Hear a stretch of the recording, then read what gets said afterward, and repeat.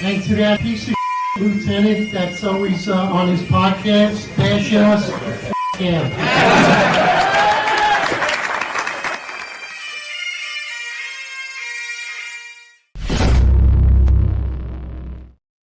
All right, attention to roll call. That's right, everybody. Good morning. 8:05 live Eastern time. And of course, on the West Coast, 5:05. I'm in the 51st state of Canada. Yeah, what a hell of a trip. I'm actually, I'm traveling by RV. I'm on my way to Alaska.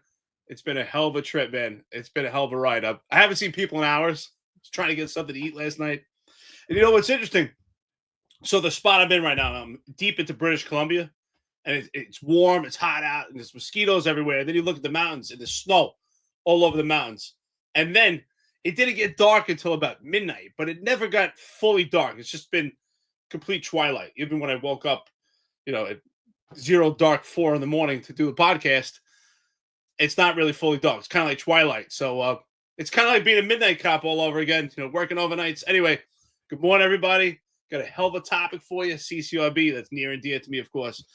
John, I know you were at the beach yesterday. I was waiting for some shirtless videos, so I think some people are disappointed. Good morning. Nah, I wasn't going to taunt Eric Adams anymore. Listen, before we get in the main topic, I think we should talk a little politics. Main topic we're going to talk about today is, myself and Eric, we attended a CCRB, the June monthly meeting, and we asked, the executive director, Jonathan Darsh, at that board meeting, to like walk us through these profiling investigations, these profile and bias-based policing investigations. And he gave us the 6 steps and the 6 factors that they use to do that. And I think, I wrote a little article. I put it up on X, put it up on Instagram. But I think we really need to the article is just brief, just outlining them. I think we need to deep dive into those 6 factors because it's pretty crazy to watch what's happening and to see what's happening to members of the NYPD and how they're being labeled and how, the police commissioner, the mayor, and, their unions are saying absolutely nothing about this, right? The only representatives for the New York City Police Department that were there, in my opinion, was myself and Eric. I didn't see anybody else, there's police commissioner appointees. I don't know. They left a lot to be desired, in my opinion, listening to them speak. And but before we get into that, I think we really got to get into the latest polls, dude. Zohran Mamdani comes out in the latest poll as a result of ranked choice voting. They push him ahead of Andrew Cuomo. This is an Emerson College poll, a WPIX 11 poll, in conjunction with one other party. I forget who it is. I'll tell you guys in a second. But that poll comes out, and basically they run the numbers, right? Because ranked choice voting is each round. So an opponent gets knocked out each round, depending on how many opponents there are. And basically, Andrew Cuomo is the lead dog the entire way until the last round, and Zohran Mamdani picks up all the support of the third candidate, Brad Lander, and he surpasses Andrew Cuomo. It's something that we've predicted here on this show for months, that ranked choice voting could be weaponized to ensure Zohran Mamdani victory. What do you think? Are you shocked by seeing this, Eric? Are you shocked seeing this at this point? No, I'm actually glad that you brought that up. So, because I have a question for you when it comes to that. Even with ranked choice voting, how legit are these polls? How solid are they? Would you put your money on it? Because sometimes you get those texts and or about a different candidate, and they're like, oh, they're doing whatever percentage of the polls, or you get a phone call. You ever get those weird phone calls and they ask you about what you think about a candidate and they tell you about a poll? And I always ask myself, who monitors these polls? Are they really legit? How much stock would you put into these polls? Because if these polls are legit, then everything we've been saying is accurate, because we've painted, not that we've painted, but the reality is all these Democrats are ultimately the same. Zohran Mamdani is a Democratic socialist, but we've made the argument they all are. The difference is he's kind of honest about it, right? Kind of feel like the same way when I spent time in Asia and I met a couple of buddies there. They would say, what's interesting about Asia? It's so corrupt that it's honest. And they would say America is so corrupt, they pretend to be honest. So I kind of feel like the same thing. So how much stock would you put into these polls, even with ranked choice voting? I mean, on this poll, I put a lot of stock into it. It's a three-way poll. It's WPIX 11. It's Emerson, the college, and it's the Hill. They're probably the better of all the polls out there. So, I fully trust polls? Are polls totally predictive of what's going to happen? No, but the difference between this poll is now we're going off of what happened in early voting. So we have some data to go on other than just sentiment and polling voters, likely voters, right? So like we have some data to go on. These polls are a lot more accurate than the early polling is, right? Because we've already had people voting in New York City. So, I mean, and the poll is basically just confirming what the sentiment is out there on the street and out there in the media. Now, listen, Zohran Mamdani's getting destroyed in the mainstream media. He's absolutely getting destroyed, but it's not showing at all when you look at his support. I mean, again, I still, people keep sending me clips from the podcast that we did with him, where I said that he was the best. He ran the best campaign out there. And I'm like, listen, I didn't say I support the guy. I didn't say I agree with him. I'm telling you the truth. He ran by far the best campaign out there. There's not even a close second out of anybody. But out of the Democrats, he destroyed them. He absolutely destroyed the Democrats. I mean, like just what he did here before we get into ranked choice voting. And that's why I was always against ranked choice voting for a long time. I spoke out about it. While I was on the job, nobody paid attention. Nobody cared. And this was my concern with it because, the bottom line is this. He ran a brilliant campaign. Andrew Cuomo beats him by 2 points. Andrew Cuomo wins. But he's not going to win because of ranked choice voting. And it's a way to hijack elections. Democrats put this in place to hijack primary elections. They did this, and then guess what happened? The socialists used their own weapon against them. So you couldn't have a moderate Democrat come out. You couldn't have, like when Maud Moran ran and Brian Robinson ran for city council, and they were trying to unseat far left Democrats, and they were moderate, common sense Democrats. Everybody on this chat would be like, oh, yeah, I'm voting for them. I'm voting for them. They shut them completely out. They weaponized ranked choice voting in order to do that. That's why you see all this crossbreeding of, oh, yeah, I'm going to endorse. What, do you ever see a mayoral candidate endorse another mayoral candidate? I've never seen that in my life. But Brad Lander and Zohran Mamdani are cross-endorsing each other. Like, why? Because that's what I put 2 weeks ago. I retweeted them doing that. And I said, I'll label this video as us hijacking the ranked choice voting. And that's what they're doing. So I put a lot of stock in these polls. It's interesting that you say that. So I agree with you. I think ranked choice voting kind of manipulates the system. And Patrick Donahue says it here. Actually, he actually worded it well. He says ranked choice voting. Hold on, let me go back to it because these comments are going away. He says ranked choice voting is yet another election manipulator tactic that people allow to happen. It's curious as to how election re-engineering in the last 15 years seems coordinated. I think that's spot on, Patrick Donahue. Absolutely. I do think it manipulates the system. I agree with you. We've been talking about this. So if Mamdani wins the Democratic primary in comparison to Cuomo, let's say, John, I know you always talk about a five-man race, right? Which is unique about this particular mayoral candidacy right now. How does, in your opinion, right? Because I know you really have a great passion for this, and I think you explained it really well. In your opinion, what does an election look like for Eric Adams with Mamdani winning the primary in comparison to Cuomo? In your opinion, what does it look like as far as a five-man race? Go look at Eric Adams' social media today and all day. He's going to have a very big smile across his face all day. He's going to be very happy. This is the perfect scenario for Eric Adams to weasel his way back into the seat of New York City mayor and winning the seat. I mean, it bolsters him a lot. One, I think that if Zohran Mamdani does win the Democratic primary, it takes a lot of steam out of the sails of the Cuomo supporters, right? And I think Eric Adams picks up that steam. So now if Cuomo goes ahead and runs as an independent, it still helped. It still helped Adams, who's really, I don't see has a shot in that scenario, but he still picks up a little of that support. I think you're going to see in the primary, he's going to pick up a little of that support, because basically what's going to happen is Fox News and Newsmax and all these news stations, 770, that you consider to be conservative and you consider to be right-wing media, when really they're just giving you the illusion that they support you, and when they don't. You're going to see how they're going to push the narrative that Andrew Cuomo can't beat Zohran Mamdani, and the only way to save New York City is to vote for Eric Adams. And they're going to completely bypass Curtis Sliwa. They're not even going to mention him. You're not going to hear about Curtis Sliwa. You're not going to hear about Jim Walden.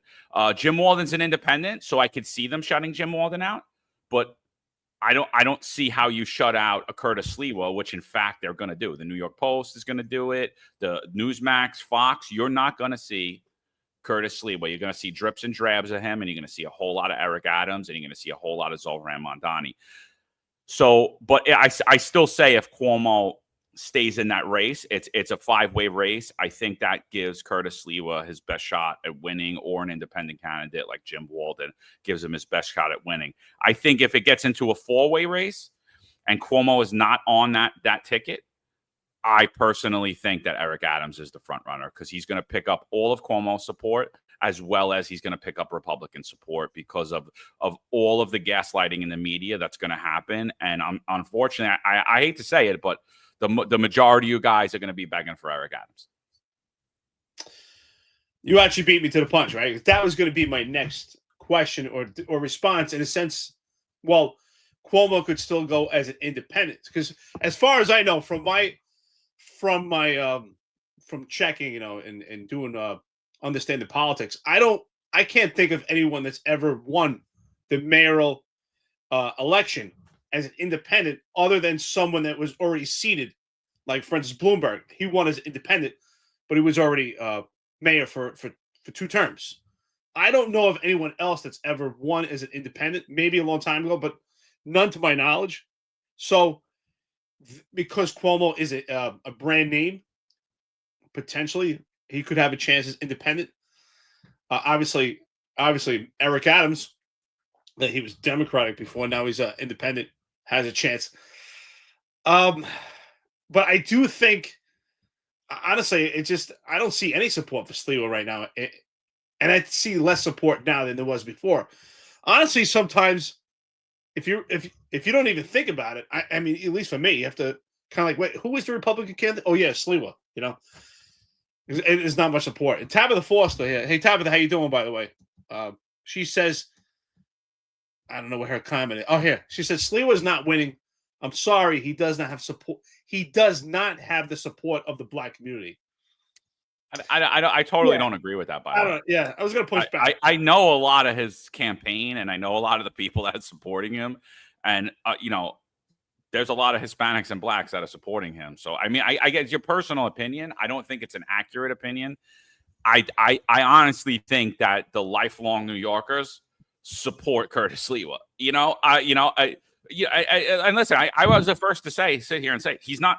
In my opinion, he's not the perfect candidate. He's not. He's not the perfect candidate. And I told you, I was honest with you. I got an offer to run for mayor. I said I'm only doing it. I got an offer from one major party. I said I'm only doing it if I get the endorsement from the second major party, and that was the GOP. I said I'll have a runoff with Curtis Sliwa. Whoever wins picks up both of the party support. I'm not. Other than that, I'm not going to run in a 6-way race. But I've been getting texts for 2 weeks. You should have ran. You should have ran. You should have ran. This should have been a 6-way race. And I say no. I never come out without that GOP support. You need the media on your side. You need the media. I think when you look at the fundraising, it kind of bothers me that like Curtis Sliwa's fundraising campaign, $250K. I mean, really? That's what you came. I mean, I could have fundraised more than that so far. I could have fundraised that in over 6 weeks. In less than 6 weeks, I could have by far surpassed that in fundraising. I'm like, so I don't agree with it. I think that Curtis Sliwa has a lot of grassroots support, and I think that this is the best chance for a Republican to win in New York City election since Mike Bloomberg. I totally do. I think I could see Curtis Sliwa as the lead dog. In my opinion, a lot of people disagree with me on this. In my opinion, the best scenario for that is Andrew Cuomo wins that Democratic primary. You just brought up a great point. I don't want to go too far into the weeds and sway off the topic, but I think it's interesting that you just mentioned the media support, right? Because you and I both say it all the time. The media is completely captured, your words. And I always say the media is under siege right now when it comes to New York City, especially with Eric Adams' administration. So your opinion, I think, like moving forward, just better for New York City for transparency. What do you think the media looks like if Sliwa wins in comparison? Let's say Cuomo or Mamdani wins. What do you think the media looks like? We already know what it looks like with Eric Adams. But what do you think it looks like if Sliwa wins or Cuomo? I think he gets attacked a lot, dude. I think he gets attacked a lot, but exactly. Like when you really talk about moderate, there's really only two moderates in the race. It's Jim Walden and it's Curtis Sliwa. There's only two moderates. Like I'm laughing this morning. I was gonna put out a video, but I was like running late this morning. I was going to put out a video right before it, but I'm totally laughing at everyone. 2 years ago, did New York City Democrats think that they would be begging for Andrew Cuomo or Eric Adams? Could you foresee a situation where you thought 2 years ago, New York City Democrats and Republicans are going to be sitting there telling you that the only way to save this city is for Andrew Cuomo or Eric Adams to get elected? Could you foresee that? Because I couldn't. No, actually, it's funny you say that because it just seems so backwards, right? Like the people that destroy the city are the ones that are going to save it. No, I mean, no one saw this coming.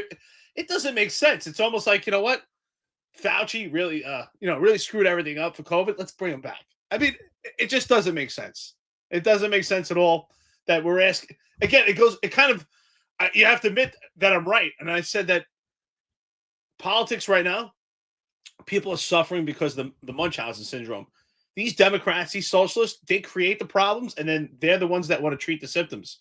So Cuomo destroyed the entire state. Eric Adams destroyed the entire city. But these are the two that are going to save it. I never saw this coming. No.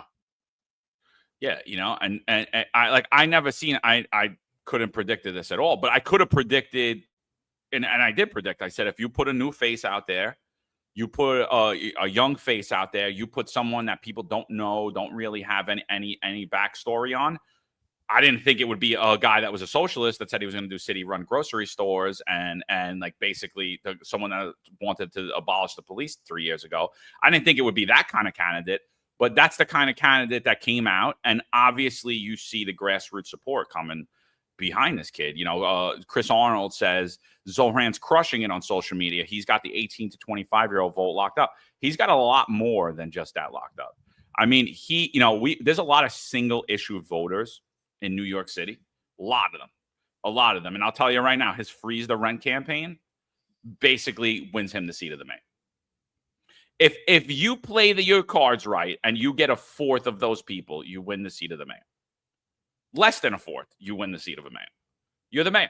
That's it. No one else is saying that. It's a brilliant strategy, dude. And at the same time, shame on the Democrats. Shame on them, dude, because they didn't put anybody else up. And again, I was totally against ranked choice voting. Nobody cared. What doesn't matter. It's going to be a Democratic city. All right, here you go. Even the worst choice you could possibly have, like an Andrew Cuomo, you can't even elect him. Yeah, speaking of, they're going to steal it from you. Speaking of Mamdani, right? I get a lot of texts, a lot of phone calls, and people are like, he's a complete anti-Semite. I can't believe you guys had him on a podcast. So speaking about, when we're talking about anti-Semite, we're talking about Israel and Iran. What do you think about what's going on right now with these attacks? Because I think it's interesting, right? So according to the vice president, they're not sure right now if they actually, as some politicians are saying, they're using the word saying that the missile program in Iran was obliterated. But the vice president is saying that they're not sure it's possible that it was relocated. And It's just kind of a superficial attack, and we didn't actually get the supposed nuclear weapons. So ultimately, I don't think we know what's going on right now. There's a lot of opposition. There's some people that are behind it. There's some people that are saying that Trump utilized this attack without the approval of Congress. Now, I don't think we need the approval of Congress. We have done things like this in the past where we didn't get approval for Congress. This is, unless you consider it all-out act of war. But what do you think? Do you think that we obliterated it, or do you think that it's superficial and that Iran did move if they had the capabilities, that they did move it? Is Iran doing a nuclear cleanup right now? Is Iran? I'm that's serious. Is there a disaster in Iran where there's a nuclear cleanup happening? To my knowledge, no. I was thinking about the same thing. I know you're so saying. If I blew up a nuclear power plant, if I blew up a place where I had a nuclear bomb, or I was days away from making a nuclear bomb, I think it would be safe to say that there would be nuclear radiation emanating from that site as I explode it. Or I possibly even exploded a bomb, which would mean that there should be a real disaster happening. Well, 3 disasters and 3 disaster areas happening in Iran. Now, listen, are we going to get the real media out of Iran? It could very possible that that's happening, but I'm not hearing it on American media. And like I said, 3 days prior to us announcing these attacks, Israel's media was saying that we were attacking Iran. So I don't know what to believe. I'll tell you right now, I don't believe the American media. Am I going to believe the Israeli media? No. Am I going to believe the media that comes out of Iran? No. So I totally agree with you. We don't know what's happening. No, we don't. And that's what I'm saying. I mean, you don't want that to happen to the people, but you have to kind of assume that if there was an attack and we had, atoms from nuclear weapons, that this could be kind of like Chernobyl, where people would be getting all kinds of, deformities and illnesses. And yes, maybe the media wouldn't tell you, but somehow you would figure what you would hear from the pipeline. I'm sure there's American Iranians that have family there that would be affected by it. I haven't heard anything like that myself. So that I am kind of skeptical. Is this a show just to show that, America is supporting Israel? I don't know. Supposedly Israel had a coordinated strategic attack first, so that the Americans can have the F-52 bombers move in. I don't know. I don't know if it's just a show, but that's the part I was thinking about also. Like, if this type of material, especially uranium, when I was overseas in Iraq, there was some stuff seized that was uranium, and it was all closed off, and they told us there was a certain amount of distance you wanted to be from it. Scary stuff. And this is stuff that wasn't exploded. So we can only imagine if this type of stuff actually was exploded. So I don't know. I think at this point, I think it's more of a show. I hate to say it, but I was right. I did say on Friday, when we did our Friday roundtable, that I think we're already involved and we're already making our attacks, because you could send Marines, you could send special forces, on a 24-hour notice without the approval of Congress. So I don't know. I think it's more of a show at this point. I mean, I really don't know what to believe.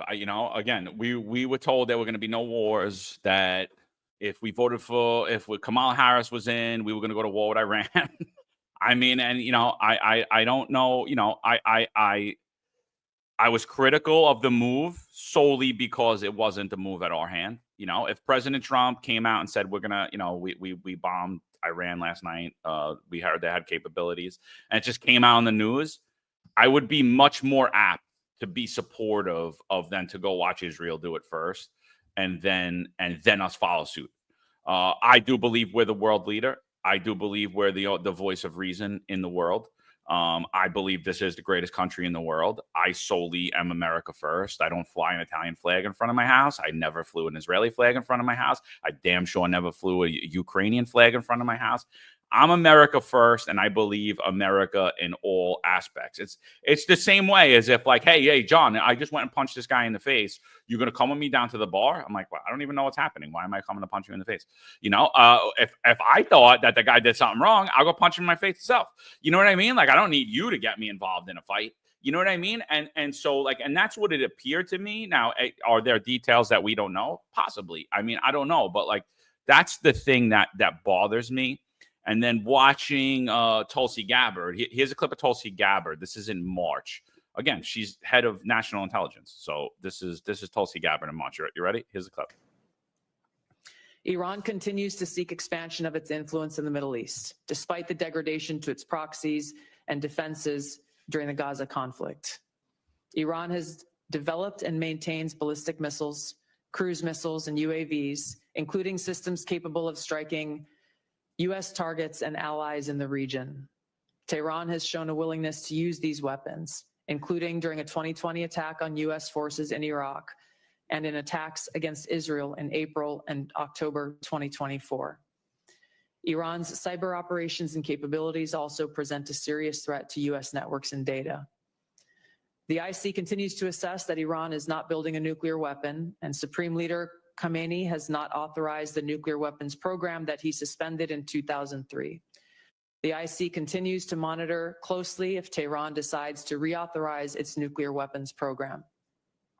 In the past year, we've seen an erosion of a decades-long taboo in Iran on discussing nuclear weapons in public, likely emboldening nuclear weapons advocates within Iran's decision-making apparatus.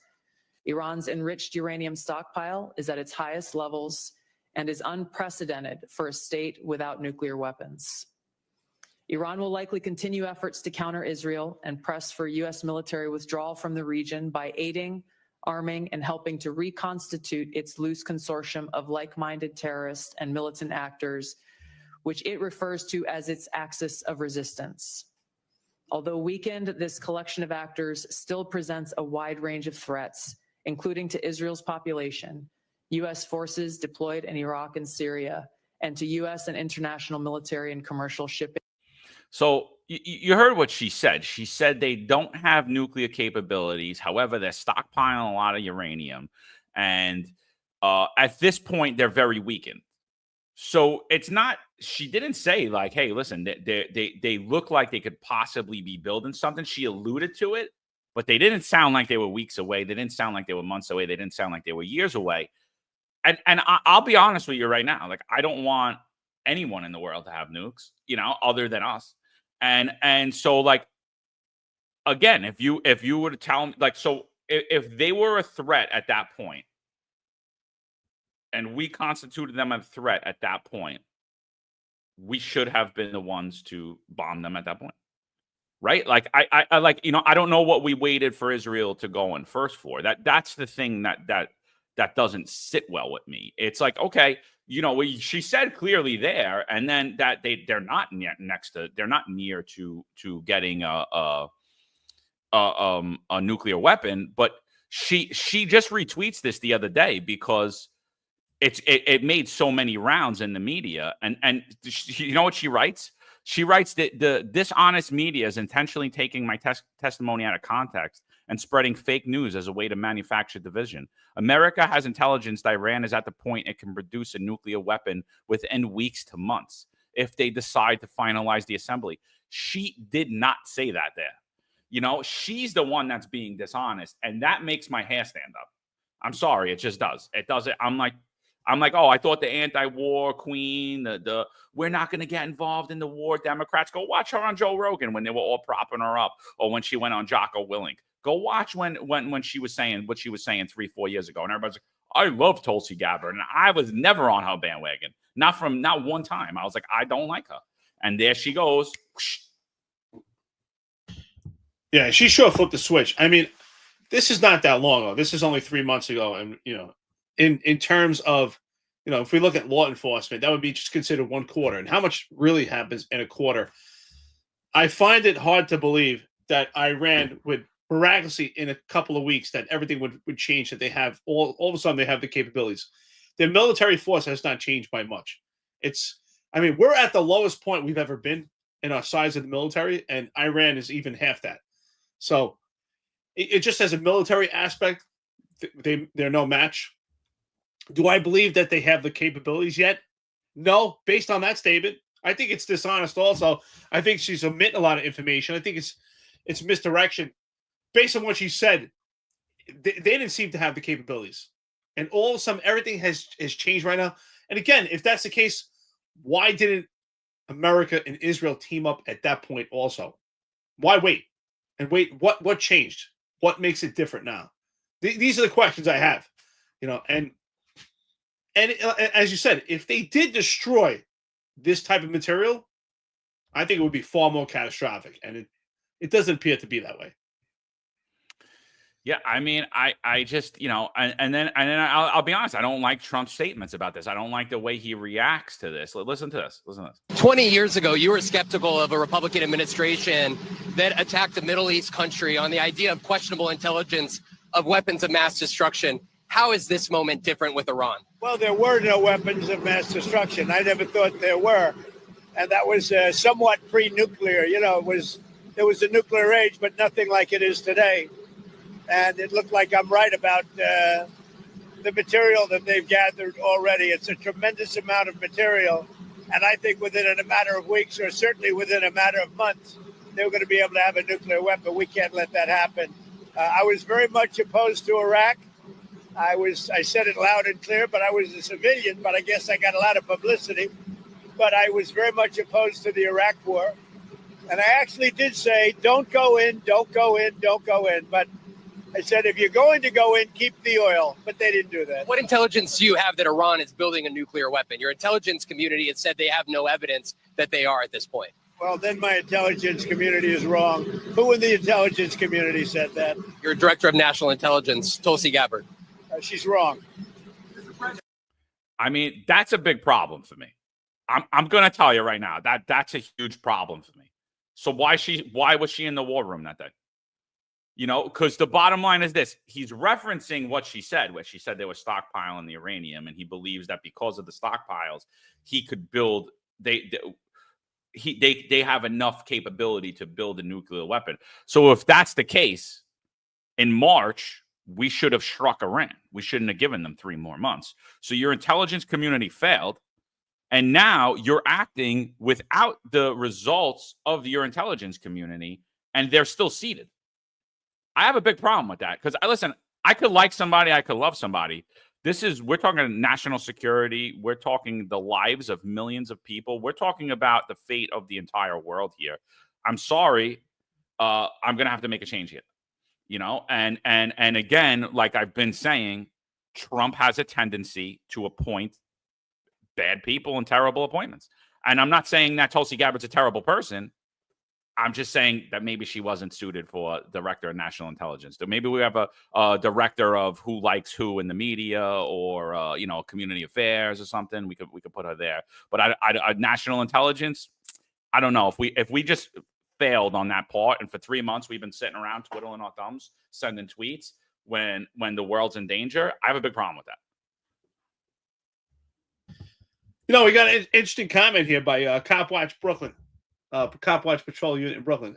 And to a point, he's actually right. It says, follow the money, fellas. AIPAC owns how many polls on both sides?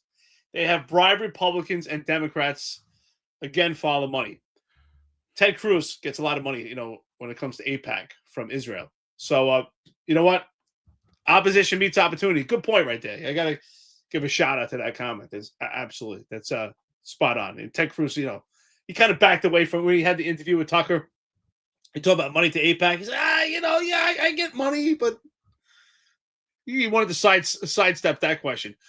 So when it comes to what we're saying here, I think, John, there's only 2 results or 2 ways to look at this. Either Tulsi Gabbard is just completely incompetent, or, and our intelligence agency is incompetent, which I find hard to believe, because the only intelligence agency that rivals our intelligence is Israel.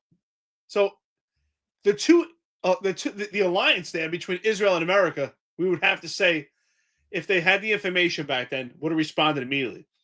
So the fact that they didn't respond, and now she's either incompetent and lying, or, again, it's a big show. I think part of it, listen, I think part of it is a show, because if we legitimately destroyed this type of material, it would be much more catastrophic. Sad, but I think I don't think we're ever going to know the exact information. It may unfold in some time, but we'll see their response. I just hope we don't get dragged into another proxy war. And that's what this could be. Because right now, Russia and China are both saying that this violates international law. So is this going to be another proxy war? It could be. And European leaders at this point are calling for peace. So no one wants war at this point. Yeah, I mean, so what do you think about that? Like, listen, we've seen strikes before, right? Obama has struck many people without the approval of Congress, by the way. So, I don't know what everybody's crying about. The president can't do that. Yes, he can. Yes, he can. Obama did it. I don't know. I don't know the exact amount of times, but I could picture him. They all do. Last night we struck this. Yeah. Last night we did that. Like, and like I said, I would be totally supportive if that's the way it came out. I would have much less questions if I woke up one morning and Trump was on the news and he's like, oh yeah, last night we struck Iran. Okay. The way that it happened where Israel struck them and then they started getting bombed and they're like, oh, come help us, daddy. We got ourselves. I just smacked someone in the face and now they want to fight me. Like, well, what do you want to do? Sometimes you got to stand on your own 2 feet, big guy. Don't get yourself involved in fights you can't win, But like that's not what happened, right? So Trump totally has that capability to bomb, and we've bombed countries before and not went into war, right? We've done that numerous times under Obama. We've done it under Trump in the past. We did it under Reagan. We bombed Gaddafi, his whole family. We've done it under Reagan, right, and have not went in. Do you think that's the scenario here? I don't think so. I think that we got a big problem. I think we're going to war. No, to me, this is totally different than like the actions with Gaddafi, with Reagan, and some of the actions with Obama. No, I think this could pull us into an all-out war. I don't see this as an in-and-out procedure as we've seen before. And again, but the opposition that we see towards Trump in utilizing the military in this aspect by saying Congress didn't give approval. He doesn't need Congress's approval for this. This is not an all-out war action. We take military action all the time. There's a lot of stuff that goes on that you just don't hear about, on the coast of Africa, things like that with pirates. But this action in particular, I just think that this could pull us into an all-out war. This could be World War III. I do. That's what's scary at this point. Yeah, I just, again, and again, I like my problem with it is like, listen, I think of all the things that Reagan said, like, like it's you could have peace and you could have it in the next second, right? Surrender, right? And like, I'm not for surrendering to terrorists or to terror threats or, I don't take to the notion, well, if you attack Iran, there's sleeper cells here. I get it. Yeah, there are sleeper cells here. Is it Trump's fault that there's sleeper cells here? No, I don't blame. I mean, is it Biden and Adams' fault? Yeah, absolutely. I mean, they were welcoming the entire world. Come in. Yeah, absolutely. They let the borders open. Yeah, they have a lot on their hands. But there's been sleeper cells in here, right? And so does that mean because there's sleeper cells in here that we shouldn't get involved in a war? Should we just lay down? No, this country's yours. No, I don't fault Trump, and we've seen an attack on a church last night where someone drove through a church, and that's why I stay strapped in the church. My wife's always like, what are you doing? I'm like, well, you got your credit card on you? She's like, yeah. I was like, okay, so why do you got your credit card? Well, just in case. I was like, yeah, me too. Just in case, just in case, I don't know, and so yesterday we had someone drive through a Catholic church, and open fire in the church, right? Do you know any of the details of the shooter? No, you don't, right? Think that was a coincidence? I don't. So like, we're talking about all these sleeper cells and people like, well, we shouldn't attack because of that. I don't agree with that either. It's like, no, like we need to defend ourselves. We need to defend this country. We need to defend, if the world is in threat, obviously, and we need to act, then we need to act, So like, what do you think about that? We shouldn't go to war because they'll go to sleeper cells with us. No, it's interesting. We talk about that, right? So right now they're talking about regime change, right? What does regime change look like? Because we've seen that in the past in the Middle East, that regime change was the inception and creation to ISIS, which actually was far worse. I mean, we were able to we were able to seize that and stop that. But could this turn into something like ISIS or something even more severe? It could be. And could this be an all-out conventional type war? Not necessarily. I mean, and it could, it wouldn't. Iran, let's be honest, Iran has an effective military for their size. They do. They have a navy, they have an army, they have the air force. They do have some impressive weaponry materials, but size-wise, it's I think it's about 600,000, which is pretty small. And I mean, ours are small right now, but in a country of 90 million people, it's pretty small and it's not effective at this point. So could it be an all-out conventional war? No. This could be some regime change that's bad. But Marlon and yourself and myself on Friday, we spoke about this. If we did go into a war with Iran, just the terrain itself is extremely tough there. We saw that with the Russians in Afghanistan for 10 years. They accomplished nothing. And the Russians said it, we accomplished nothing because of the terrain. So it's just extremely tough. So I don't want to see us get into that, but I highly doubt that Iran would just sit back on itself. Something interesting came out. I mean, you're out in Florida, you talk about church, right? I don't want to go too far into this, but I wonder if you saw this. There's some Muslim leaders, it was forwarded to me actually, some Muslim leaders in Florida are talking about turning the entire state into an Islamic state, and they've converted some churches into mosques. Did you hear about this? I'm very familiar with it. Yeah. Okay. What are your thoughts on that? Again, I think that, being myself as a Christian, I've been called an anti-Semite a lot the last 2 weeks. But and I think you are too after this conversation. You're also going to be labeled as welcome to the club. So I guess anybody that's truly America first at this point is an anti-Semite. If you have any criticisms of Israel, but but I gotta be honest here. I see the left play the race card a lot. The racist. Oh, everybody hates us because we're black and Hispanic, and everybody hates immigrants and anybody that's black or brown. And I think the right tends to lean on the woke side that you're an anti-Semite. Any criticisms of anything, you're either a racist or you're an anti-Semite, depending which side of the aisle you criticize. If I criticize the right, I'm an anti-Semite. If I criticize the left, I'm a racist. Right? So it's like how it swings. But the reality is there's hate amongst all groups. There's radicals amongst all groups. There are God-fearing, great Muslims that I know, that I love, that I'm friendly with, that are assimilated to America and love this country and don't want to see any harm and don't want any harm. They want to practice in peace. They want to live in their family in peace. There are great Jewish people the same way. There are great Christians the same way. And when you look at that, Buddhists and everybody else under the sun, right? But when you look at that, it's like there's a constant threat and there's constant hate amongst all of us, and I will say, I'm going to play the victim card here for a second, because Christians are hated amongst this world. I mean, you've seen what they did to us in Syria. They slaughtered us,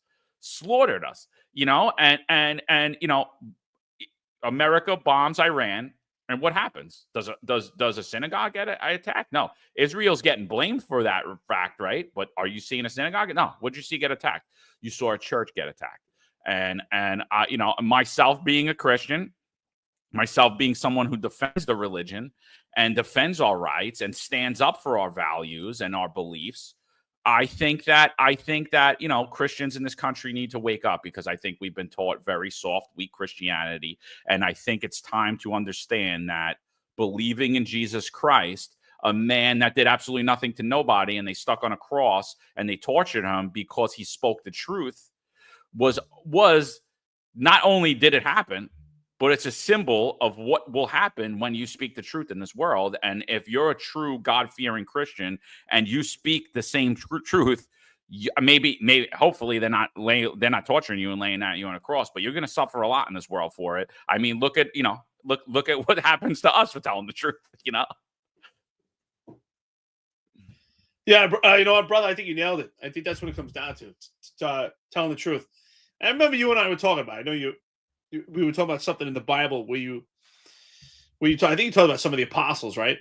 For Jesus, where they knew that if they were willing to lie, that they could survive, but they were still going to tell the truth because that was more important. Am I right? Is that how it goes? Well, I mean, look, there was only one apostle out of the 12 that wasn't tortured and crucified or hung or had his head chopped off. There was only one of the 12 apostles, right? He died of old age, right? It was only one, right? And so they traveled around, And by the way, historically, whether you believe in the Bible or not, historically, Jesus and the apostles lived. So there's no argument about that. Whether you believe Jesus is God or not God doesn't really matter. Well, you're right. Historically, You're right. This actually happened. You know what I mean? And these 12 people existed, right? So every religion recognizes that, right? I'm not even talking religion. I'm talking history. True. I'm talking history. I'm talking actual history. Historically, these people lived. There's not a question if Jesus lived or the apostles lived or how they died. There's not a question that Peter founded the church, right? That he was the rock, that Jesus built it. There's not a question about it. These people live. So they go around a very small part of the Middle East. They don't travel very far. If you have a look at how they traveled, it's really not that long. It's not, they're back and forth through a couple of areas. They're walking. They're on a donkey. They didn't go far. They're going back and forth in the small area of the Middle East. And it's true. I mean, and so basically after Jesus is crucified, he sends them on a mission to go preach his word, which they do, the New Testament, right? That's what they come up with. They each write their own version of their accounts of the life of Jesus, the teachings of Jesus, and they bring in the New Testament. That's the founding of Christianity, which Eric Adams and all the Republicans and Democrats in America are now labeling as anti-Semitic in law. They're writing this in law by adopting the International Holocaust Remembrance Alliance definitions of anti-Semitism by saying any claim that the Jews killed Jesus was a Jew, and the Jews offered him up to the Romans to be crucified. So any claims of that, according to law in America, in New York City, and all of the states across America and everywhere else, they're all adopting this. They're saying that anti-Semitic. Sorry to go on that little rant, but it's annoying me. And basically, those guys go across the world now, spread this mission, and every single one of them, there was one thing: denounce Christ, and you could live. And all of them said no. And I keep saying, are you going to get hung? Are you going to get crucified? Are you going to have so much conviction that you're going to say, you know what? They're like, we're going to crucify you. You're like, no, please don't crucify me. Crucify me upside down, because I don't deserve to die the same way he did. Are you going to do that if you didn't believe in fact that this man was God? Right. And so that's basically the founding of the religion, right? You will not deny God. Basically you will tell the truth. You could live. You could live. No. I'm not going to do that. I'm not going to denounce him. Oh, and by the way, please do it to me upside down. Make it much worse for me than the way you killed him. Are you going to do that if you don't believe? I don't think so. Yeah, I mean, like I said, and I say that all religions recognize Jesus and the apostles. It's how they interpret, right? Some interpret, even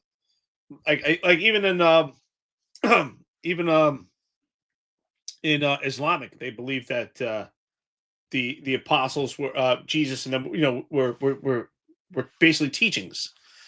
Jews believe that the Messiah didn't come yet. They believe that they were preaching apostles, and I think for Christians, most parts, right, it's the Holy Spirit, Jesus, and God.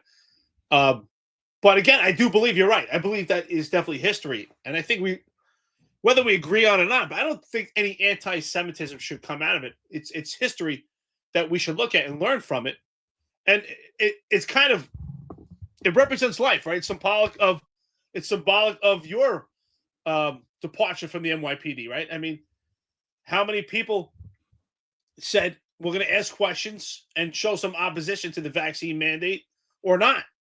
And most people just show they're very sheepish. I mean, we've learned that people are sheepish, right? I mean, even when it came to the lockdowns, most people just agreed and we all went along. They're tying up basketball hoops. Looking back at it now, right? It just seems so insane. But we were all sheepish. I mean, I do it just to be funny sometimes, but when you leave like Home Depot or Walmart, and when they ask to check your receipts. When they ask, do you have a receipt? I always go, yep. And I just keep walking. But most people are sheepish. They stop and they panic and they're looking for their receipt. And technically, they can't hold you there. They can't check your receipt unless you comply. But it's against the law to force you there. But we're all sheepish and we just kind of comply. Well, I do it. I just don't. I'm just not going to bother the guy. I just do it, I do it to be funny. I'm like, I got it. And I keep walking. Because technically, they can't force you. But you do it to be, just to be kind. But most people don't know that. Most people think, oh, I have to, and I think a lot of this just shows how sheepish the world is. And, we have to stand up and the truth is not easy, right? We learned that with this podcast, telling the truth, giving your opinion. I never thought we would get so much opposition. I didn't care. You didn't care either. And we were prepared for it. It's just the people that we are. And our friends and listeners, I think that's why they enjoy this ride with us together. They want the same thing. They want the truth. But it's not easy. People don't want the truth, right? Let's be honest. No, they want comfort. Like sometimes the truth is really upsetting. I mean, like, I'll be honest, like during COVID, like my whole world got turned upside down, dude. Like everything I thought and I believed in and I took comfort in was like literally stripped from me, and I was like, I was like, wow, I was like, everything I thought was legit isn't legit. Like the courts aren't there to protect you. Like nothing matters. Like the law doesn't matter. Nobody cares. Like once everyone just denies it, that's it. It's like, it was like, honestly, I say it all the time. Like the Bible came alive for me, not in the way that it did for the apostles, but like, it came alive for me in a lot of ways that I was like, oh my God. I was like, this is what I've been learning about my whole life. And I was like, and it was, and I tell everybody all the time, I'm like, do you I'm like, you guys know me, like how long? You know how much money is important to me. You know how much I've been working towards like to get the highest pension, to grow my money, I'm involved in stocks and trading. Do you think I would give up this job where I work for my friends who aren't going to tell me anything? I could make my own hours. I make my own overtime. I have a car. I have a beautiful office in the city, a very large office overlooking the city. Do you think I would give up this job that I basically make my own way and harm myself greatly and my family greatly financially if I didn't believe what I'm saying is true and if I didn't believe what you guys are doing is wrong? Like, do you think I would do that? Like, you know me? Like, am I stupid? Like, I don't think anyone thinks that I'm an idiot, And that was the thing that bothered me the most is like everybody just tried to play me off as like, oh, John's an idiot, and I'm like, I don't think you think that. I don't think you think that. I think you take comfort in thinking that, but I don't think you really think that, and so like that's the thing. And like I had just, the city has a motion to dismiss in my lawsuit right now. And I basically just I did like a brief to like the judge. And I basically said, listen, I don't really care how you rule on this, because at the end of the day, it was wrong. I was discriminated against. It was completely illegal. And I'll take that to my grave. Whether you agree with the city or not, this was wrong and illegal. And history will prove me right. Rob Lukash, the Executive Perspective, says, which I love this movie, by the way. He says, you can't handle the truth. And you know what? That's why it's one of the best lines in a movie from, from Jack Nicholson. Just an amazing line, because it's true. But let's be honest, John.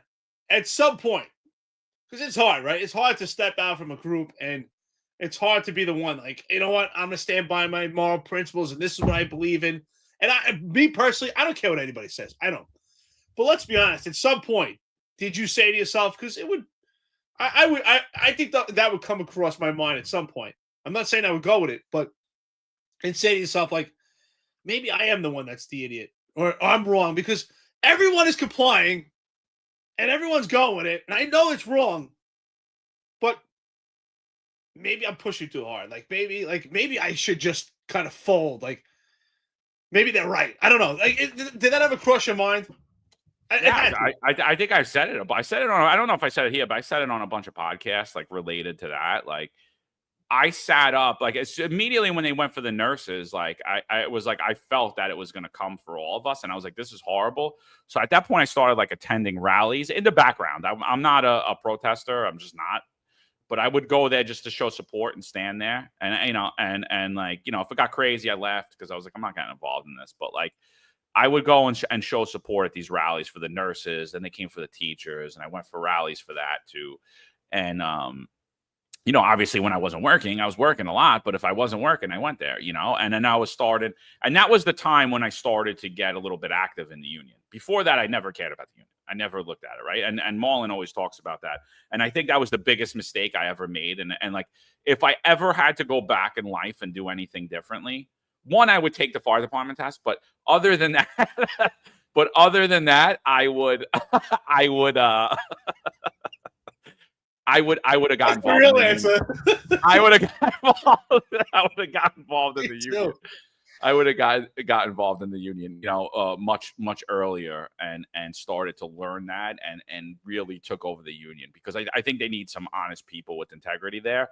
But like I sat up nights for months and tried to convince myself to take the shot for months. I'm not gonna lie. There were times I was in my bed the whole night, and I went to work. I was in my bed the whole night, eyes wide open, trying every way to convince myself to take it. And it ultimately always just kept coming down to the doctors in the NYPD telling me that I shouldn't take it because I'll have an adverse side effect. And the fact that I know I have antibodies, and the fact that any question I asked about it, the only answer I was ever met with was, if you don't do this, you are going to be terminated in 7 days. And I couldn't do it. I was like, I can't believe I can't do this. And like, I wanted nothing more than to take that shot. But I felt that by doing it, it was like rape, dude. I was like, I can't do it. It was honestly, to me, it was medical rape. I was like, I can't do it. I was like, it was literally like, John, bend over. I'm just going to put this in you real quick. And you keep your manhood, your pension's going to be good, and like, that's what it was like for me. That's what it was like for me, dude. I'm sorry. I was like, that's what I felt. I felt vulnerable. And I felt like you're using the fact that I came from poverty and I've made it to the middle class and I'm just about to break out of that. And you're backing me up against the wall right now. And then you're taking all the people that aren't even in the middle class yet, and you're backing them up against the wall. And you're like, I'm going to take everything from you if you don't do this. And I'm like, oh my God, I can't do this. I can't believe I can't do this. Yeah, that's what I'm saying, because I think it's so easy to just, like, even just like doing the podcast, just life. It's easy to get up in the morning and be like, you know what? I'm going to go back to sleep, right? It's just so easy to do that, right? We are habitual people to enjoy comfort, right? And we grow through discomfort. Bobby Putney, by the way, awesome guy. He says FDNY called me just after police academy. I felt I couldn't risk the injury during the academy and lose both jobs. It's definitely the job we all should take. And Bobby Putney, how you doing, brother? Good to hear from you. Awesome guy. Yeah, listen, I think, and that's why sometimes I say to myself, like, if I get to those points where, like, it would be easier to just take a break today for something, whatever it is. I put on some David Goggins. I love him. He motivates me. He's like, hey, don't be a bitch. Just do it. And that's what I tell myself sometimes. Like, I refuse to put on the snooze alarm anymore. I don't do that. I stopped that. I stopped that for about a year. If I to get up at 4 a.m, no matter how tired I am, I get up and I tell myself, no, suck it up, get up. I get up and start doing push-ups right away, whatever the case is, to motivate myself. 2 months ago, I was training jiu-jitsu. I broke a toe. And I was like, you know what? What am I going to do? I taped it up and I kept training. It healed. And then what I tell you, 2 weeks ago, I broke another toe. And it's so easy to just say, you know what? I'm going to take a couple weeks off. I taped it up and I keep training with it. And you know what's crazy about that? Not to go on, into the weeds on a crazy topic, but if anyone ever has an injury, somehow everybody hits that spot. I don't know. I feel like no one's ever hit my toes, but now that I have an injured toe, everybody bumps into it. Like, oh my God, it's the worst pain. So my point, subconsciously, you're probably dangling it out there. But my point is, don't break my toe. John, it would have been so easy for you. And that's why I commend you. You could have said, you know what? I'm tired. I got all these people against me. I'm losing my career. I have a cushy, great gig. Not making fun. I'm just saying, you got a nice gig. I could just, just do it, and my life would be easy. I wouldn't be doing this podcast. Everybody in the NYPD would still love me. I'd have all these friends, and life would be easy. But you took the hard route, and that's how we grow. We grow because we're doing this podcast. I could have stayed on the job. They offered me. I was the most complaint cop, and all these CCRBs like, don't worry, Eric. We'll put you in intel, or you go to the squad in an environment where you're just sitting there. After a couple of years, everybody will forget about it. And I'm like, I don't want to do that. I got to crawl under a rock and hide. So this is how we grow. Yeah. Last thing on Israel, Iran, before we get out of here. This really bothered me. Like, let's talk about the truth here. Like, I just want to get your opinion on this. Like, this is the discussion between Tucker and they're probably gonna. I don't know. YouTube is whatever. Screw them. Who cares? Let them do what they're gonna do. This is a discussion. This is 2 minutes of a discussion. Tucker Carlson, Ted Cruz, where Tucker's, in my opinion, asking honest questions about AIPAC. And in my opinion, Ted Cruz is not answering honestly. I just want to listen to this, get your take real quick. So I've never taken money from the Israel lobby. Have you? Taken money from the Israel? From AIPAC. So AIPAC raises a lot of money for me, but it's actually a misnomer because the people who raise money are individuals. Right. So it's not the PAC itself, but they're individual members. So just let's stop right there. Just stop right there. Ted Cruz should go to ComStat tomorrow. This guy's a genius. He's like, yeah. So, it's a misnomer. If the PAC isn't like, it's not a PAC, it's individuals. Like, yeah, bro, that's how every PAC works. Is individual people and corporations send money to the PAC. You know what? Like, what's that? You should have Michael Kemper working with him. That's Michael Kemper. You know what? Yeah, we got robberies, we got assaults, but it's cops getting assaulted, Kemper for Senate, baby.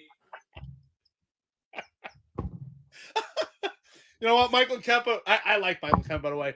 He always took the jokes the best. But he would sell us the best. Yeah, you know what? Assaults are up 47%, but it's cops. It's just cops, bro. That's it. It's no big deal. You're safe. They're just going in. They're just attacking cops in the subway, not you. Don't worry about it. Just don't look them in the eye. So, all right. So you guys got that, right? It's not, it's individuals. It's not a PAC. Yeah. Thanks. Who believe in the American-Israeli friendship and relationship. Is AIPAC a foreign lobby? No, it's an American lobby. It's the AIPAC stands for the America-Israeli Political Action. What does it lobby for? So, to be honest, not a whole lot effective. Is it a foreign lobby? In your opinion, Eric, is AIPAC a foreign lobby? Of course it is. This is, dude, this was hysterical. I'm not kidding. I remember you said this is the best interview ever. And I'm like, you know what? It really is. This exposed foreign influence in New York City, and I'm sorry, in American politics. This interview, I'm telling you, I think this is the best interview I've ever watched. Unbelievable. It's unbelievable. Exposing foreign influence in America politics. I don't care if it's Israel. I don't care if it's Africa. I don't care what country it is. We're talking about foreign influence in American politics. Ted Cruz, you could interchange him with Hakeem Jeffries.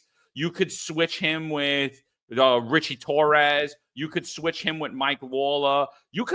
They're interchangeable when it comes to this. They're all going to give this same answer. This is disgusting. Let's finish this up a little bit. Listen, I came into Congress 13 years ago with the stated intention of being the leading defender of Israel in the United States Senate. Right. And I've worked every day to do that. AIPAC, a lot of times. What do you think about that statement right there? That, to me, I'm already like, why are you an American senator? Why are you not an Israeli citizen and now running for politics in Israel? You came in to be the leading defender of Israel? You're a senator from Texas. Exactly. That's the same thing I've been saying for a long time. Listen, I'm Jewish, but I'm an American. I'm an American first. Exactly. I agree. And I said the same thing. I've had friends growing up or just people in general talk about their love for Israel. And you could have, so I would say then, why not have dual citizenship? Oh, then I have to go to the military there. well, then you really don't love it. If you love it, you would want to serve, right? That's the requirements, right? If you're going to be an Israeli citizen, you have to give 2 years military service. But you don't love it that much. Not enough to give you 2 years military service. So I don't know. But right there, I mean, the whole thing starts off with a lie. You're saying that AIPAC is not a foreign lobby, and then you don't really get money from the group, just individuals. Okay. Really? Yeah. Are you a union delegate? And by the way, like everyone's like, there's people beating up Ted Cruz and there's people that support him. I think Ted Cruz is a very sharp guy. I think Ted Cruz, we probably align on 90% of stuff. 90% of the stuff he says, I agree with him. But I'm not talking about that. We're not talking about that here. We're talking about foreign influence in our government. To me, it's treasonous. I don't care that I agree with you in 90% of stuff. And by the way, I'm not just talking about Ted Cruz, because like I'm saying, Tucker Carlson, and I always said Tucker Carlson's smug. I don't really like him. Sometimes I feel like his stuff is political propaganda. Some of his interviews, I don't love all of his interviews, but I think this one here, he was really curious and just asking questions. And I think Ted Cruz exposed the foreign influence in the American political system. And to me, it's treasonous on all of their parts. This should never happen. I came in to be the number one supporter of Israel. Like, what? What are you talking about, dude? Like, what? Like, that's like me going, you know what?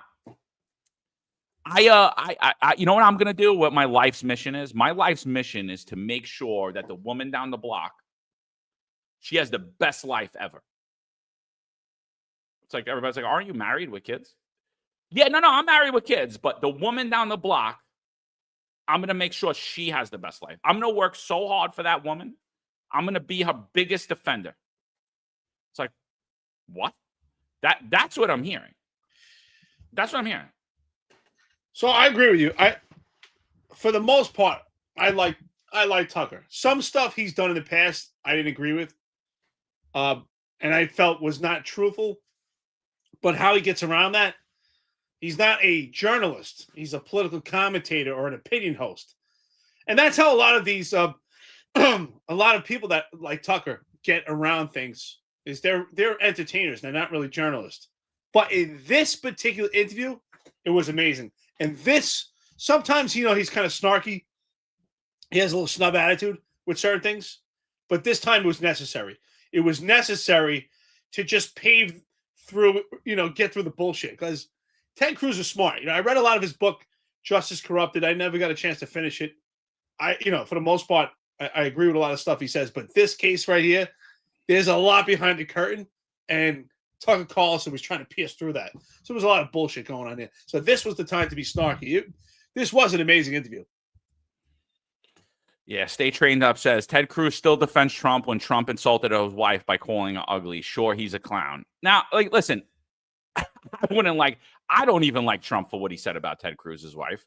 I don't like Trump for what he was saying about Marco Rubio, right? Like that, but that's Trump's personality. I'll defend Ted Cruz here because I think that for the best interest of the country, he put his personal feelings aside and he believes that Trump was the right president for the country.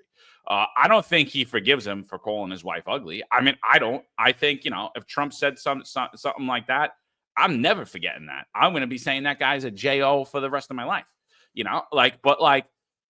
I think that, I think he put that aside for the betterment of politics. I do.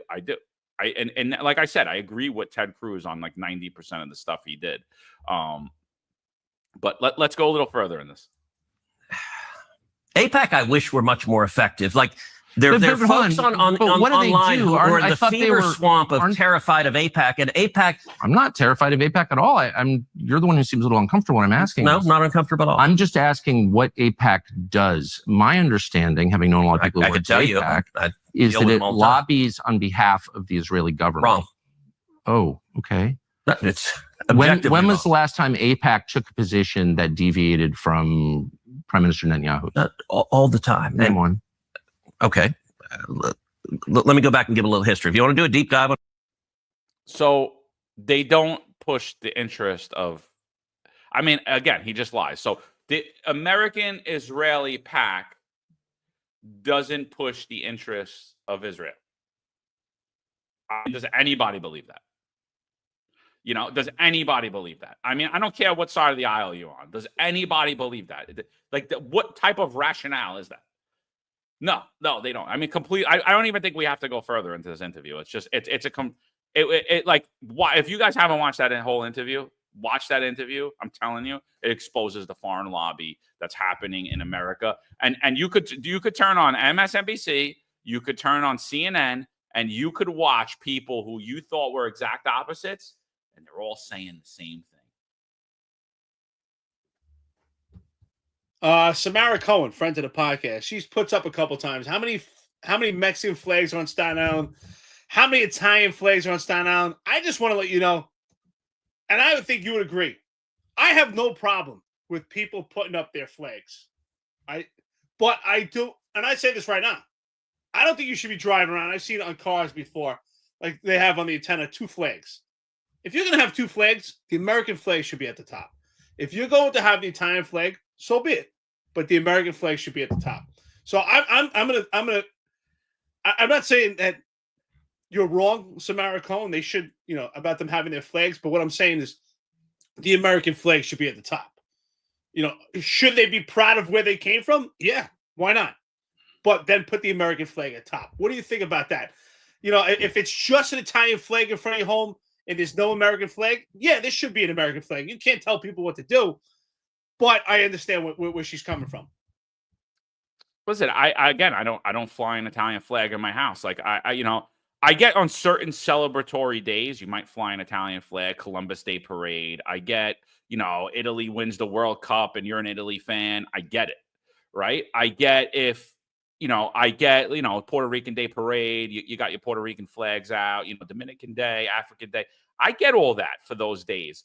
But to fly the flag of another country in front of your house, I mean, take the picture of your wife out of your wallet and off your phone and put a picture of some random woman or some woman that your ex-girlfriend. Oh, here's my ex-girlfriend. Yeah. Oh, who's that, your wife? No, that's my ex-girlfriend on the phone. Oh, so you don't live with her no more? No, but I used to live with her. Oh, you used to live with your ex-girlfriend, so she's on your... Yeah. I'll put a flag. Put a picture of my ex-girlfriend. I'll fly the flag in front of my house. Because... That's how I feel about it. Like, I'm like, it annoys me, the promotion ceremonies with the Puerto Rican flag, Dominican flag, the Italian flag, it annoys me. They removed it since. Tish removed it since. It annoys me. I'm like, we're in America. This country, we are here. We left all of our places to come here because the places we left were failing or they were communist or whatever it was. We came here. We're Americans. My grandfather was from Italy. I'm not from Italy. I'm not. I don't even like the whole hyphenated Italian American thing, but I am. And it's the reality of it. That's the reality of the situation we live in. And so, and that's the only way. Everybody wants to play the victim card. Then I'm going to go, okay, well, look what they did to Italians in this country then. You know what I mean? Like you're going to say that I'm privileged, and that's the only reason I ever bring it up or discuss it. It's because, they're trying to assign you privilege that you never had. They're like, oh, yeah, all you Jewish people are so privileged. Like, yeah, you came here with a nickel in your pocket after you were getting burned in ovens by a crazy tyrant. And it's like, oh, yeah, it's so privileged. Yeah, so privileged. Yeah, listen, I totally agree with you. I didn't like that. Listen, I at different promotion ceremonies, and there would be Puerto Rican flags, Dominican flags. Hey, listen, I get it. You should be proud of your heritage, but you should be having an American flag up there. You're serving as a New York City police officer. You took an oath to the U.S. Constitution. You didn't take an oath to the Constitution in the Dominican Republic or Puerto Rico or somewhere else. You took an oath to the U.S. Constitution. Yeah, be proud of your heritage. But you took an oath to the Constitution. You're serving as a U.S. police officer in New York City under New York City American laws. You should be proud of that and put up the American flag. You shouldn't decimate that flag. Reed says it here, 100%, right? You don't want to see that at these promotion ceremonies. I agree, absolutely. There's a lot when we talk about this. There's something else I wanted to talk about, but I kind of forgot my train of thought right now. I think it'll come back to me. But last thing about the flag, you know what annoys me more than anything? Go look at Mike Lawler's. He's a congressman out of New York. I don't know. I say that he's a progressive light. He's like he's left center. He's definitely not a Republican, but he is a Republican. And they were actually pushing him for governor of New York. Not the worst guy in the world, but the perfect example of foreign lobby and the perfect example of someone who's anything but America first. If you watch what he wears, he wore a Ukraine pin on his lapel forever. All he did, every bill that he ever passed, most of the bills he was pushing for was to push your money to the Ukraine. What does he wear now? Israeli lapel. I'm like, you're a United States congressman. And again, switch him with Richie Torres. What is this defense of Israel? What is this defense of Ukraine? America first. Get that lapel off. Get that flag off your lapel, you traitors. That's what I say. You're traitors. Literally. You're lucky there's not a strong DOJ, and you're lucky there's not a real strong people in America that are real America first candidates. Because if there were, a lot of people would be going to jail right now. A lot of people, Republicans and Democrats. You took money from a foreign government and didn't register it. Okay, yeah. Don't worry. We could make a deal. Maybe you could get out in 5. I just gotta laugh. There's a couple people pushing back here. It's kind of funny. They said Puerto Rico is excuse me. I mentioned Dominican Republic, the flag, and the flag for Puerto Rico. It's someone put Puerto Rico is the U.S. and Puerto Rico is not its own country. You're right. It is a Commonwealth territory of the U.S. But when it's symbolic at these ceremonies of not putting the U.S. flag first, that's my point. But you were born in New York. I was born in New York. Do you fly the New York state flag in front of your house? No, absolutely not. That would be my point. Never. Exactly. That's the Puerto Rican flag to me, by the way. I don't look at it as another country. I look at it as I'm flying the New York state flag. It's weird. There's only one state I know that does that. And if you think about it, it makes sense. It makes sense. What state is that? Do you know? There's a state where there's a lot of people that fly the state flag in front of their home. But there's a reason if you think about it. Texas. In Texas, there's a lot of people that fly the Texas Lone Star flag. There's a couple people guessing here. Stephen S., a couple other people, TC. But there's a reason. If you think about it, Texas did fight the war in Mexico, right, to be part of the U.S. and to have the occupancy that we have. So that kind of makes sense. But I don't fly the New York State flag, the New York City flag. You don't either. I don't even I don't fly a police flag either. It was always an American flag for me. I did fly the Marico flag. I only have the American flag. That's it. I have other flags. I would hang them in my gym or something like that, but I will never fly them in front of my house. Even I got a Trump flag. I can't say what it is because we'll get it taken down here. But I never flew it. I just like the flag. I had it hanging in my gym at one point. I could see that. I could see in your own home, but outside, really representing. I'm American. On my lapel, I'm America first. That's it. Let me tell you this: you're Sicilian, you're Italian, you're Jewish, you're Puerto Rican. You're in your garage. You have those flags flying. There's nothing wrong with that, in my opinion. It's who you are. It's part of your heritage. But to really represent, it's America. This is what I forgot. I said there was a train of thought that I had. So excuse me. In my travels, I spent 3 months in Brazil. And one thing I learned about Brazil, outside Japan, Brazil has the largest amount of Japanese people living there. They have the largest Japanese community in South. Yeah, huge Japanese population. And I went to some spots, some restaurants, and I saw a couple families, Japanese families. And think about it. Well, the Japanese brought jiu-jitsu to Brazil, and the Brazilians are the ones that transformed it into what it is today, to Brazilian jiu-jitsu. But it did start in Japan. So what's interesting about that is, I see all these families of Japanese, and they're sitting and they're speaking Portuguese. Clear as day. Better Portuguese than some Brazilian people. But I remember having some conversations with people that could speak English also. And if you ask those Japanese people that are born there and live there, and they're Brazilian citizens, if you ask them, What are you? You know what they'll tell you? Brazilian. They don't say Japanese Brazilian. They say Brazilian without skipping a beat.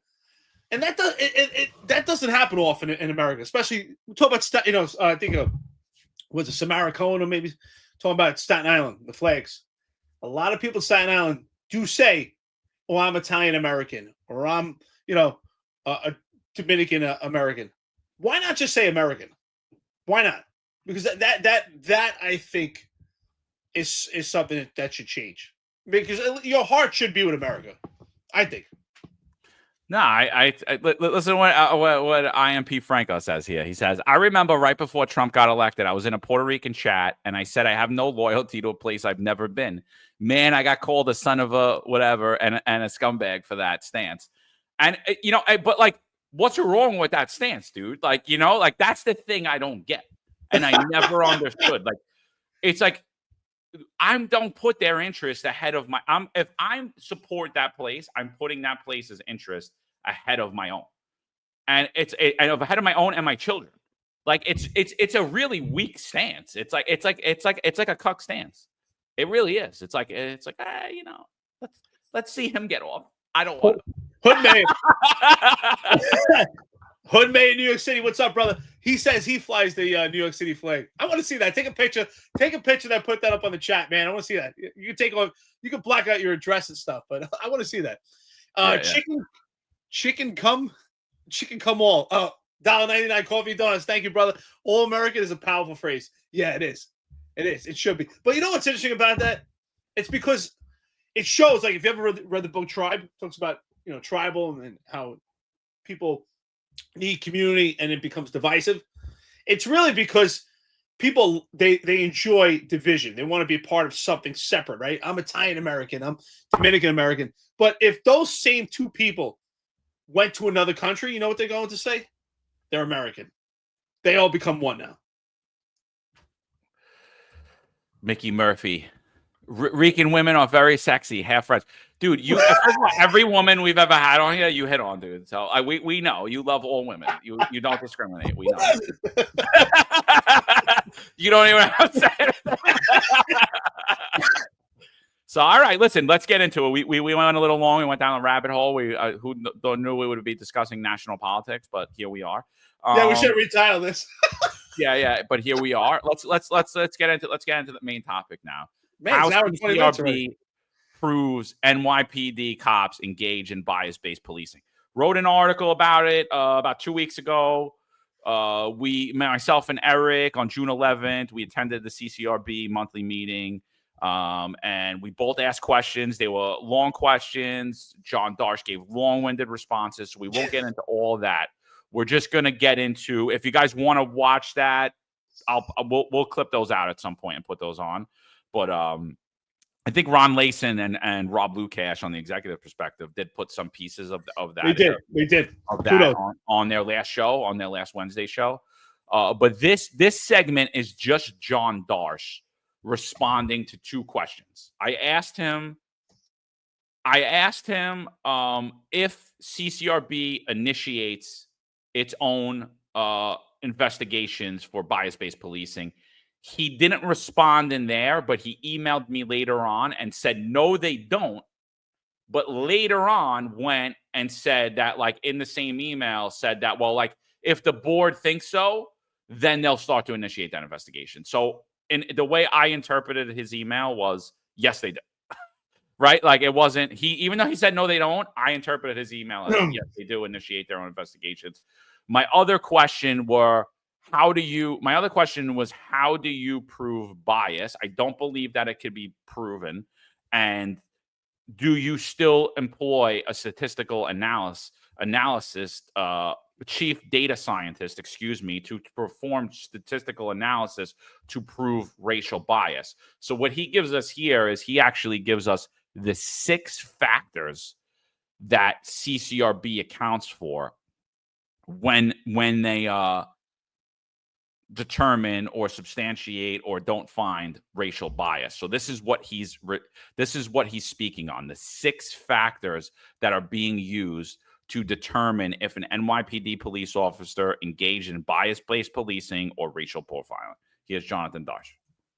I just want to go back on my answer because our very helpful general counsel sent me what the 6 factors are. They are the sequence of events in which the encounter occurred, any departures from customary practice of the department or the member of service or their unit, a violation of law that may have been committed by the member of service, falsity of explanation for the conduct of the police officer involved, the data that I described earlier, and then a history of prior similar misconduct.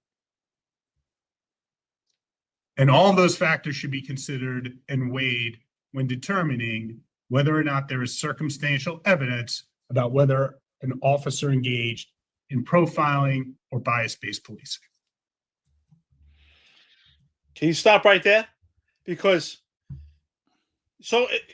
this is great. I'm glad that you didn't play our testimony first, because it's very important that we get our friends and listeners and our audience to focus in on Jonathan Darsh's response, even more than our questions.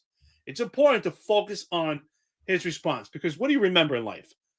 What you have to focus on, right? Everyone's memories are different. But what did he say there? He said circumstantial evidence. He is admitting their whole investigation in their case is based on circumstantial evidence. So stop right there. Let's talk about an allegation itself. Probably the worst allegation, I think, and this is why John and I have delved and dived so deep into biased and racial policing in this investigative unit and this profiling allegations, is because this is potentially the most damaging accusation or allegation a police officer could get. How about this? Anyone could get in life. If you're accused of racism, it's probably one of the worst accusations you could get in life, other than maybe an accusation of being a rapist. It's probably up there, because the allegation itself is as damaging as being proven or not. And here he's saying that it's circumstantial evidence. That should be a red flag. Everyone right now should be sitting on the edge of saying, whoa, you're going to find police officers guilty or make an accusation or do an investigation based on circumstantial evidence? And we're going to get into what is that circumstantial evidence based on these 6 steps. So if you have an opportunity, John did an article, great job, and it's not too long. I think it's an easy read, and you go through those 6 steps, but we'll explain it here right now. John, what do you think about that circumstantial evidence? Well, I mean, that's the thing. If you listen to what he said, everything he said is not hard evidence. None of it. There's nothing in there that's like, oh yeah, that guy's a racist or that girl's a racist. There's nothing in there.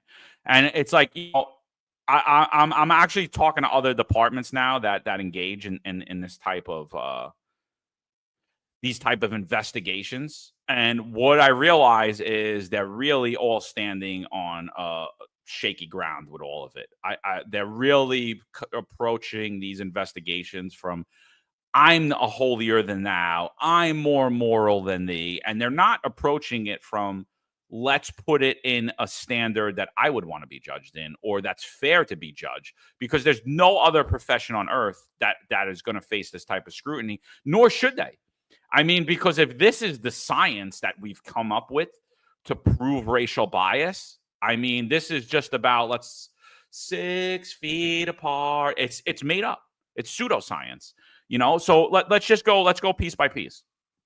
Let's go piece by piece. The first thing he said is they take into account the sequence of events. The CCRB looks at every detail of how the encounter unfolded.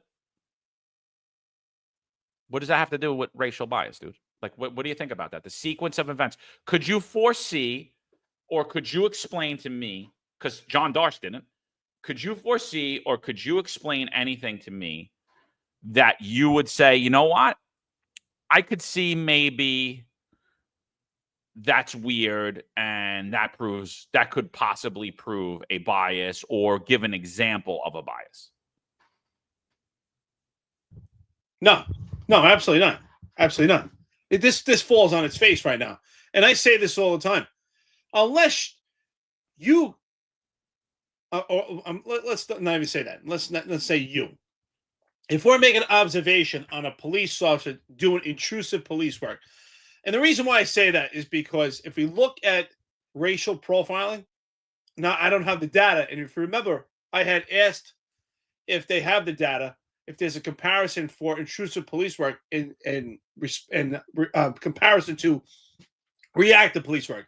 And I mean by reactive police work, if you get summoned to a 911 call, a family job, a domestic case, or something like that, I don't see any racial profiling being probed in that by the CCRB. It all comes down to intrusive police work. So this, to me, was completely designed to hinder and stop cops from engaging in intrusive police work, because that's what they're really talking about. They're saying that you took this intrusive action, you did proactive police work because of your bias. Unless you say, I'm going to stop this person, this car, or engage in this intrusive police work because this person is black, brown, or white, or whatever the case is. Other than that, this completely fails on its face. Even if that's what they're thinking in their mind, you still can't prove it unless they come out and say it. Yeah, I mean, so sequence of events, I'm going to say, me personally, every situation, every stop that a police officer made could be labeled as biased. Every situation. Not that there's any circumstantial proof of it, but because it could the profiling allegation and the bias-based policing allegation is based upon a feeling. So you could give me any scenario. Yeah, this guy just robbed the store and the cop stopped him. And I think because he robbed the store and the way the cop stopped him or how his voice was, it was because he was black or because he was white or because he was Italian or because he was gay. You know, any protected class, you could say that situation was biased. So I think it's totally subjective. I think it's totally circumstantial. And I don't know how it plays in at all. You know, and you know, like as we go further, like in like exploring this, and I'm gonna go a lot further into this. I want specific scenarios. Like that's the next step. I want the specific scenarios, and I already guarantee when we get the specific scenarios, what you're gonna see is they're completely circumstantial and they're completely biased. You know, the take that is being given is completely biased from the investigator. So the second thing that they go on is departures from policy. Next, they check if the cop went against standard NYPD practices. A small departure from protocol, CCRB reads it as bias. So I'm going to give you an example, Eric. I'm going to give you an example of what could be constituted as bias. You were supposed to give somebody a business card after you stopped them, and you didn't.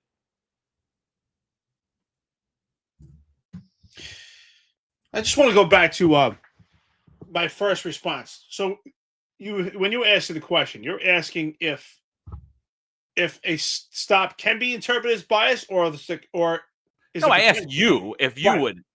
Right. No, I don't either. Like, right. I asked you. Obviously, I don't think so, but like anything can.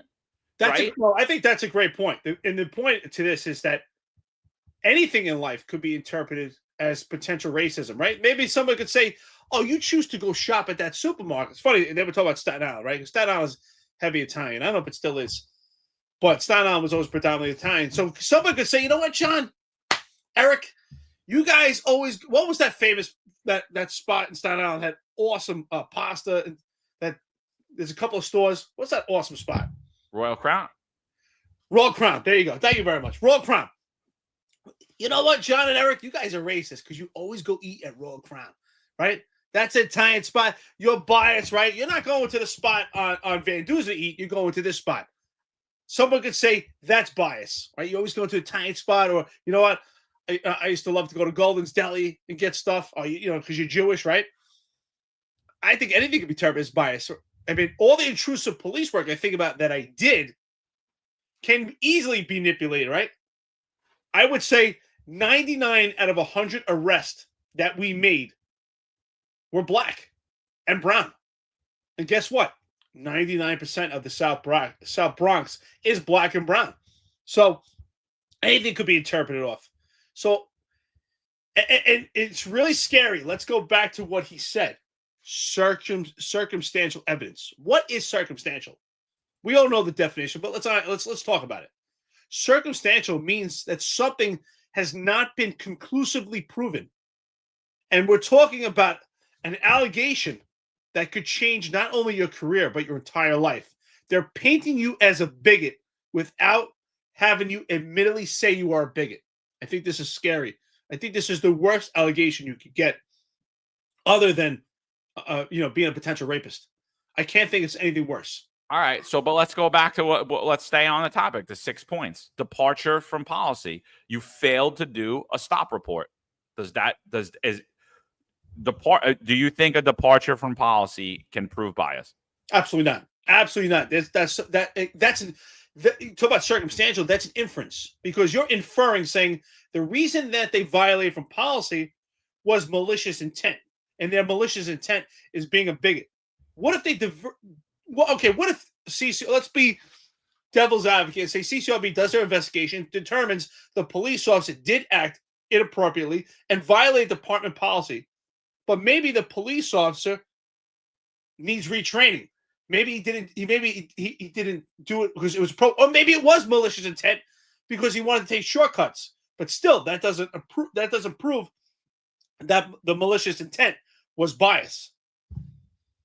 Yeah, Samara Cohen says it's a stretch. I think so far, everything we heard is a stretch. It's circumstantial, right? So now we're up to number 3, violations of the law. If an officer broke the law during the encounter, that's another red flag. Serious mistakes, intentional criminality. Does that prove? Like I said, like when we were talking about the Chauvin incident with George Floyd. However you feel about it, how would you prove racism? And whether you feel it was criminal or not criminal, where'd you get racism out of it? How'd you prove that? How would you prove that was a fact, that race was a factor in that? And so, and that's what we see here. The CCRB says any criminality. Does criminality prove racism or bias? No, great point. So in my case in particular, so the administrative trial that I had, the complainant for CCRB, which was a violent perpetrator, was in Rikers at the time of my trial for trying to rob a Parkchester police officer or peace officer, and he assaulted him. And while in Rikers, he slashed a correction officer in the face. This was the complainant for CCRB, where CCRB was asking for my termination. And the allegation, which is insane, we arrested this particular perpetrator for robbery. By the time we had the administrative trial, this perpetrator was arrested for 20-some-odd more felonies after the arrest. So by the time we had the administrative trial, he had about 30-something felonies on his record. And of course, no, I think only 2 convictions, just to show that the dichotomy between arrests and convictions.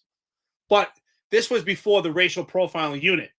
But they were saying that I had stopped this particular person of interest based on numerous factors, which led to an arrest. And he was a robbery suspect, and actually committed several robberies. But in my trial, that was what was mentioned. And according to CCRB, the reason why I observed this particular perpetrator and why I stopped him and why I wrestled with him in a cell when he did not want to get searched, and the reason why, the allegation that I stuck something up his rectum, which is a complete lie, and I won that case, was because I was racist towards blacks. That was that was my case.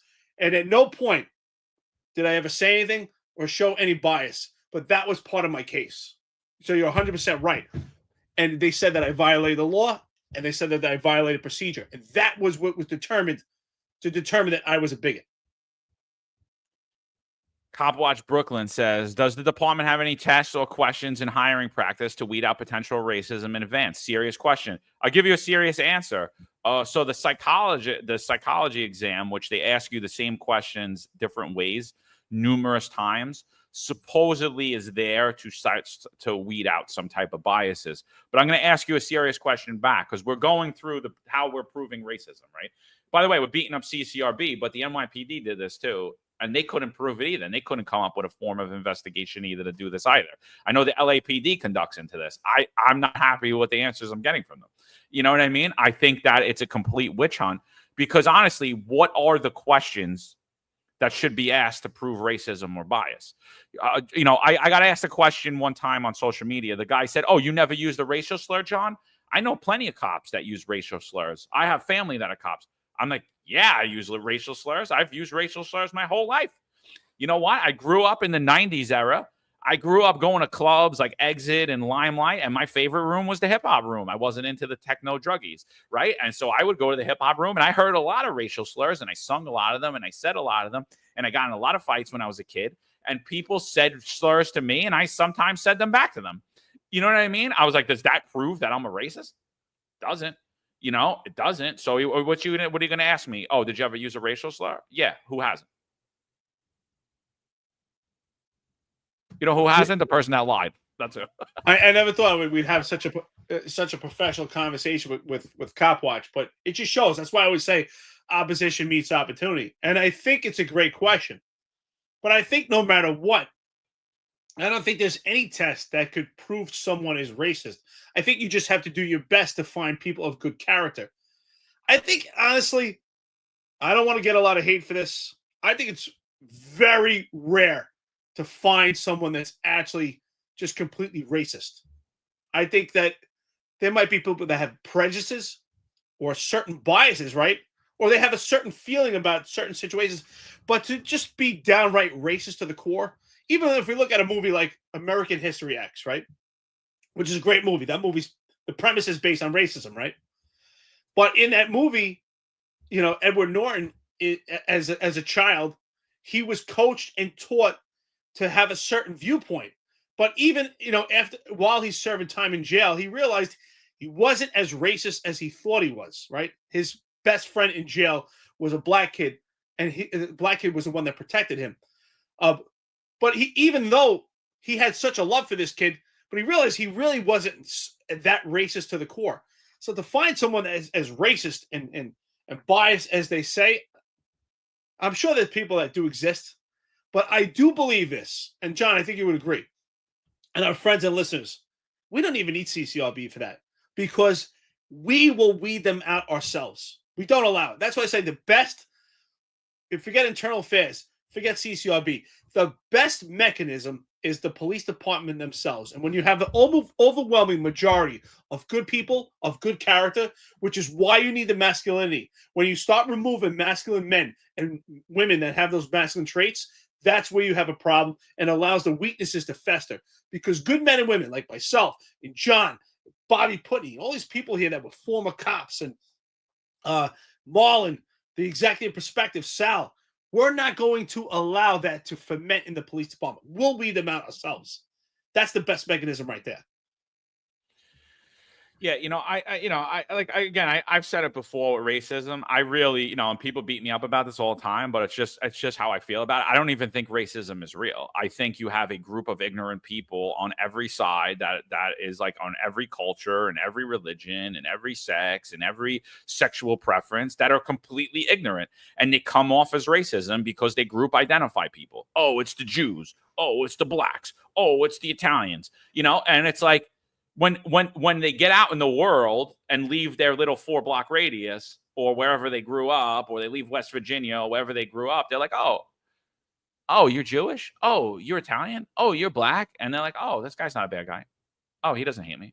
It's like, a lot of it stems from fear. All of it stems from fear and ignorance, and ignorance of not knowing other groups, but like when the whole push came in around like 2015, 2016 into the NYPD, it really boggled my mind, because I remember we had a black police chief from Milwaukee, and he's like basically telling me that I'm a racist, and I don't even know it. Like inherently I'm a racist.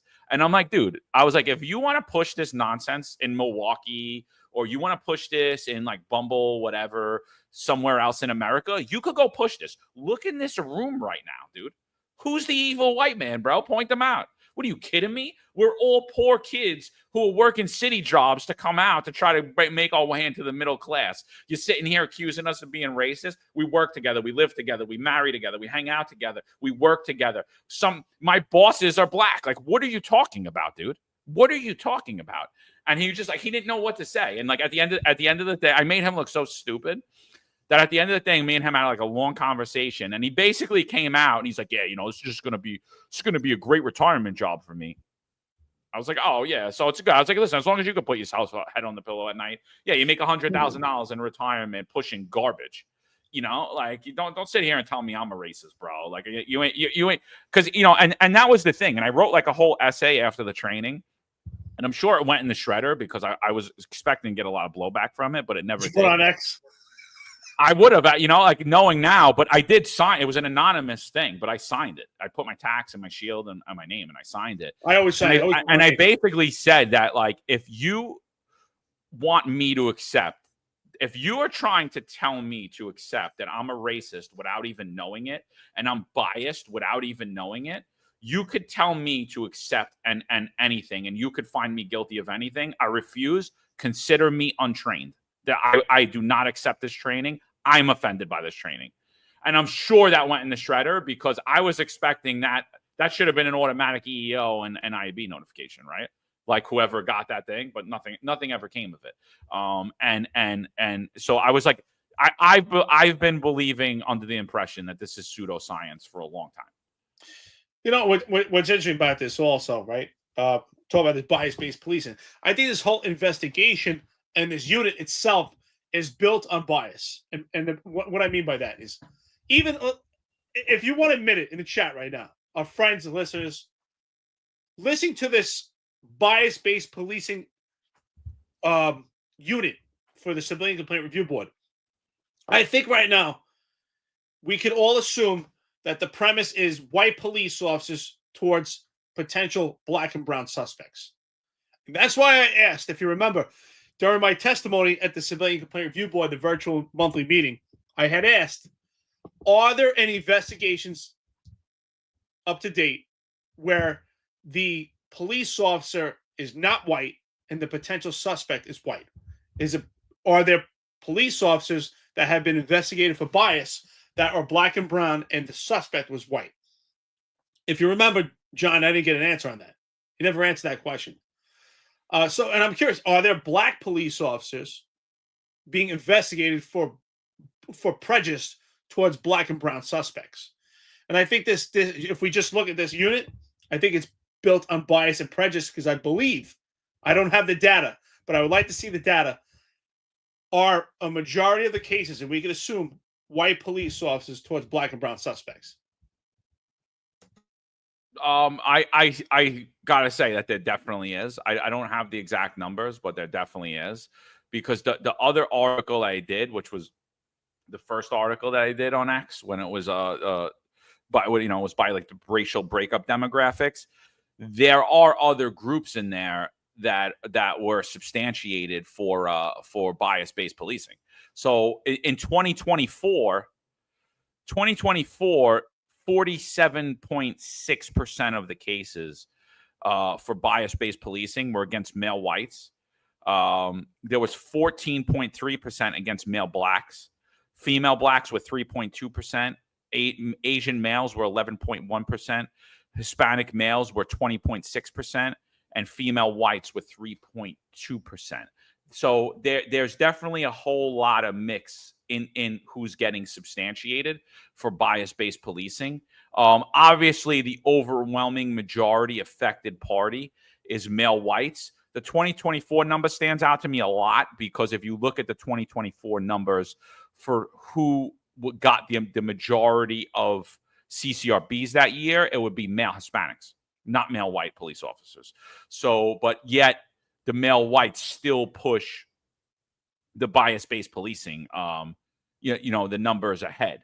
When you look at the 2025 numbers, however, male whites account for 45%, and they are dead even with male Hispanics, 45%. Male Asian, 5%. Asian female, 5%. substantiations for bias-based policing. No Latino females. There were none in 2024 either. No, I'm sorry, Hispanic females. No male blacks. No female blacks. No. Yeah, that's it. No, and no female whites either in 2025. No female whites in 2025 have been substantiated for bias-based policing. No female Hispanics. No female blacks. No male blacks for bias-based policing in 2025. And honestly, I think the only reason the numbers are even out is because I've been asking about this at a lot of different meetings about how you're going to ensure they're not going to disproportionately use it against male whites. And I think that's the only reason you're even seeing that. I think it could be inferenced that the bias-based policing is against male whites. But remember, Hispanic males, remember, some of you are white Hispanic. I have no idea what that means, but congratulations, you're now the privileged white man. Yeah, everyone's a white Hispanic. What's a white Hispanic or a black Hispanic? Like, aren't we just like, if you're gonna group us, just group us.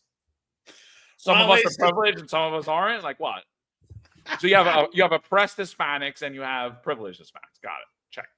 Well, because the white are privileged, right? I don't know about you. I know you. I didn't grow up privileged. I grew up poor. So did you. You know, we grew up tough in New York City. Well, I wasn't the privileged white man they talk about. Who are these people?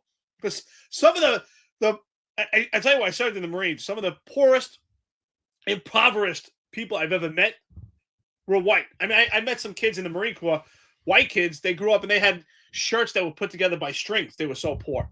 So I don't even know what this whole idea about white privilege is. Maybe in New York City, right? Ron Laser says, when I looked at the data of ethnicity of those sub for this, most cases of a black and brown member of the service was inclusive of several members of the service encased with white members of the service. Basically, a whole team or radio car partners. Interesting. You know, listen, the bottom line is this whole thing falls on its face. So, you know, please, at this time, just want to say we're about an hour and 50 minutes into this. Like, share, and subscribe. Our friends and listeners. John and I do it quite often. For the most part, we were on a constant basis, and then we had stopped for a couple months. But if you're interested in attending a virtual meeting with John and myself, please, we'll help you get the link where you can join us and attend these Civilian Complaint Review Board meetings. And you have a right to speak. It's your First Amendment speech, and you have a right to speak at these meetings. You get a 4-minute window. So John and I did attend this virtual monthly meeting, and you find in itself, the Civilian Complaint Review Board is very biased in itself, not just towards white police officers, but the whole organization has a complete disdain for policing. And the executive perspective had put it out. John and myself had put out numerous times. And we have to keep drilling it into you. Oliver Rice, right, the chair for CCRB, former chair, had indicated that when it comes to civilian complaints, the totality of circumstances is not interpreted and looked at from both sides of a case. And that's a complete failure in itself. That is bias. Only looked at through the lens of the civilian complainant. And in many cases, in most cases, in my case, as the most complained cop, every civilian complaint case I had was an arrest situation. So every civilian complainant was also an arrestee. So something else that came up was about arrest versus conviction. That's something I'd like to get into another time. You know, obviously we're talking about bias-based policing at this point. But I think this 6-step process that you're reading out proves exactly what John and I have been saying, that there's no way to prove or disprove these cases unless someone comes out and says it. These 6 steps, not one of them says, did the police officer say a racist remark? Did the police officer do anything and say a racist remark? This is all based on conjecture. Yeah, so Hunter says, one of the Italian cops who I knew was the godfather of one of his colleagues' children who was black. You know, I hate even bringing that up because I think it's also one of these things. So, like, what does that mean if, like, you're an Italian American male, and you're married to an Italian American woman, you're more likely to be a racist? Like, I think the whole thing is pseudoscience. Like, one of my great friends, his wife is black. His kids are black. He's Italian. He's dark-skinned Italian like myself. His kids are black, though. And he's been accused of being a racist. And so, like, what is he? Oh, no, I'm not. Look, Does he get more points for it? You know, Eric's married to a Hispanic female. Does he get more points for it? Did it he didn't care? Right? His kids are half Hispanic, right? No, you get no, take away two on your chart. Like I'm not that racist. You know, it's this stupid hierarchical structure. So I hate ever even acknowledging that, but I like to acknowledge it just for the fact of that. It doesn't prove, like, none of this is proving anything. Let's go further into this article. So number 4, right? We did 3 so far. We did the sequence of events, the departures from policy, the violations of the law. Right now we're up to 4 false explanations. And again, this is coming from the executive director of the CCRB, not us. He said this. We showed you the testimony. False explanations. So if the CCRB believes an officer offers an account that doesn't add up or seems to hide the real reason for the stop, they feel that looks suspicious. So if you testify wrongly, if you misremember someone, or if you intentionally lie, how does that prove bias? Oh, that's an epic fail. That is such a failure. First of all, I would say this. When it comes to misleading statements, there are a lot of police officers getting these allegations, including myself, because of the nature of the investigation and the questioning from CCRB. The reason why is these cases are reverse engineered. So if a police officer, and I'll use myself as an example, when you're called to an investigation, a recorded interrogation by the civilian complaint report investigators, there's every reason to indicate, and I can show you the evidence if I ever had an opportunity to show you the narratives from my cases. The determination from the Civilian Complaint Review Board was already made. And that's not told by me. That's told by Arva Rice. If we play that back, watch Executive Perspective, watch when John and I have put it up a long time ago on a Civilian Complaint Review Board on an episode. Arva Rice tells you. What does she say? She says that it's based on the Civilian Complaint Review Board's accounts. I'm sorry, not the Civilian Complaint Review Board. Based on the accounts of a civilian when they have an interaction with a police officer. Means, though, if the civilian says, I was assaulted by this police officer, then that was determined. That's the case. And now they have to reverse engineer to figure out how the police officer assaulted them. How did the police officer violate policy and the law? So if you do not testify to the investigation and the determination made by the CCRB, you are found giving misleading statements. And according to this, you're found to be a bigot and a racist. Yeah, you know, and like, you know, you got to realize, like, people in intimidating situations, some cops are afraid of it, right? They're afraid of, it's an intimidating situation to put somebody in a room. You're sitting there by yourself. You know, your attorney doesn't even know your name, could care less, is making lunch plans, is shaking hands with everybody down at the CCRB, and they're telling you, yeah, kid, don't worry about it, kid. Meanwhile, everyone you know is getting hammered at this agency. So, like, guys get intimidated when they go to CCRB, when they go to IAB, and rightfully so. It's meant for that. Like, that situation is set up, the way that you're set up in the room, the presentation of the room when you're getting GO'd, the things they read out in the beginning, that's meant to keep you on your toes and afraid. And unfortunately, a lot of people lie in that situation unintentionally. They lie because they don't want to get in trouble. Like, they lie about things that don't even matter. Sometimes they're just wrong. Oh, it was Wednesday? Yeah, it was Wednesday. No, it wasn't. It was Tuesday. Oh, okay. You remembered it wrong, right? It's just like, it is what it is. I remember specifically me thinking that there was someone had a bag of cocaine in their right pocket, and my partner swore up and down that they had it in their left. And I'm like, no, I pulled it out of the right pocket. Who's right? Are we lying? Did we plant the drugs on him? No, he had drugs in one of his pockets. It was pre-body camera, so we couldn't go back and watch it. But I was positive that it was in his right pocket. I was positive of it. Right? But he was positive it was in the left. Is he lying or am I lying? We both really honestly remember it that way. That's the most ridiculous thing. I mean, that happens to me right now. I'm traveling to Alaska. And sometimes I'll pull into a gas station, right? I'm pulling my truck. I'm pulling a big giant fifth wheel trailer, and I have to maneuver. And when I get out of the gas station, I get disoriented and completely turned around. I'm like, which way did I come from? And I could swear up and down I came from a specific way. And then my wife's like, no, we came from the other way. I'm like, what are you talking about? Dude, look at that store. Remember that landmark? And then sometimes I'm wrong, or she's wrong. Women are never wrong, right? But sometimes I'll say very rarely you're going to be wrong. It's not because your wife, maybe just because I know my wife, and she's right like maybe every 100 times. She's maybe half right one time. You know. But sometimes, and it's like, oh wow, you're right, and you're just completely turned around. But that's what happens in policing. Sometimes in policing, you get completely disoriented and turned around. Like, you know what? I've done it myself. I was confident. I was confident the guy threw the firearm in a specific location and with the right hand, and then I go back and he threw it. He tossed it with a different hand. It's just the way that you see it. Is that a lie? No. And of course, it's easy for the CCRB to make these assessments when they've never done this type of policing. That's why I always talk about the Dunning-Kruger effect. Yeah, if you never did policing, it's very easy to say. But when you're in that moment under stressful, dire situations, just like, shout out to that police officer that saved a life off duty.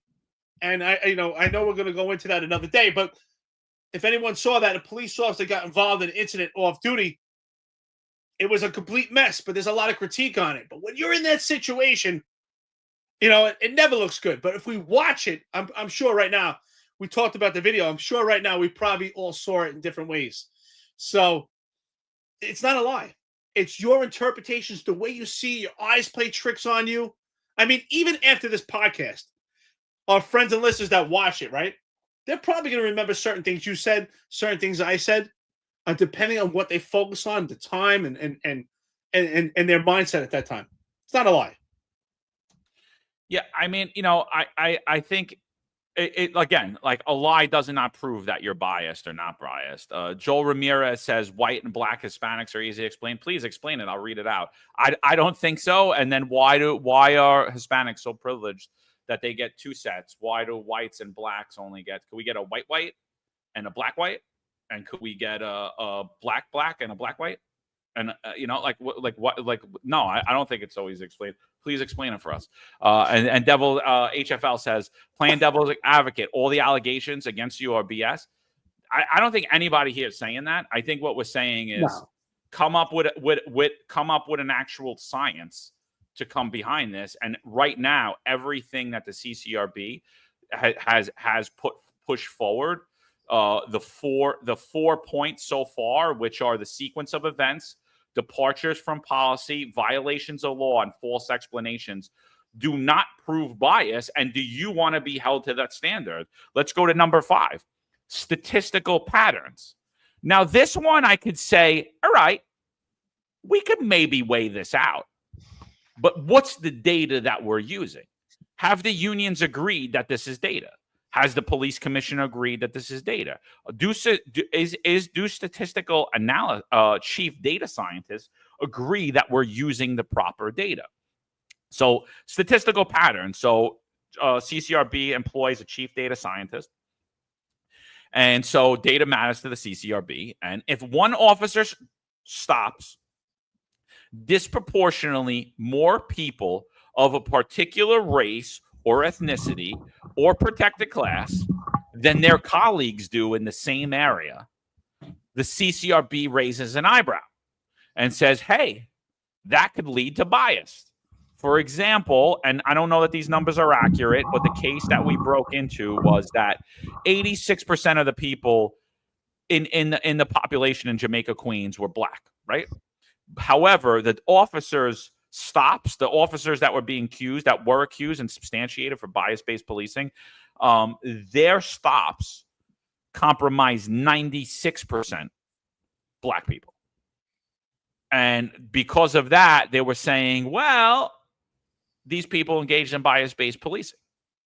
And I'm sitting there and I'm saying that that's flawed science, right? Because the critics, like us, we argue enforcement patterns reflect neighborhood crime rates, calls for service, wanted and suspected perpetrators, not prejudice. We're policing crime, not skin color, right? So and they say similarly situated because they're in the same command as those officers. But again, I would argue that similarly situated had to be, that person had to affect the same amount of arrests, had to make the same amount of felony arrests, the same amount of misdemeanor arrests, and the same amount of arrests that were done through proactive police work, not 911 calls. And I think and I don't think any of that was taken into account. So I think that's a flawed data set that they're using. And by the way, even if they had the perfect data set, I would still say it's circumstantial.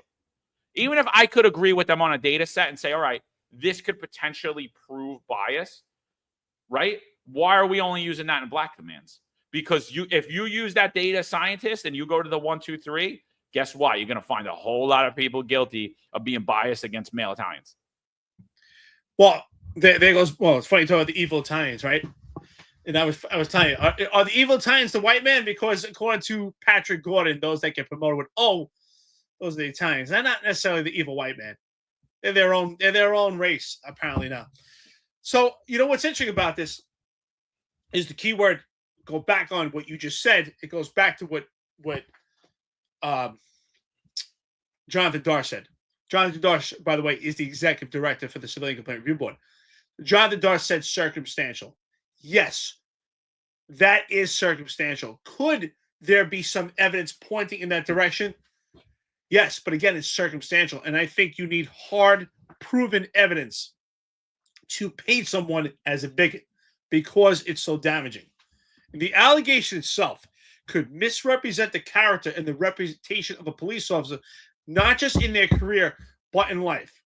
So many people say if you get a substantiated allegation or just an allegation for bias-based policing, that it'll be very tough to get a job in law enforcement, after life in the NYPD. I say it would be tough to get a job or just have any relationships in life. Think about that.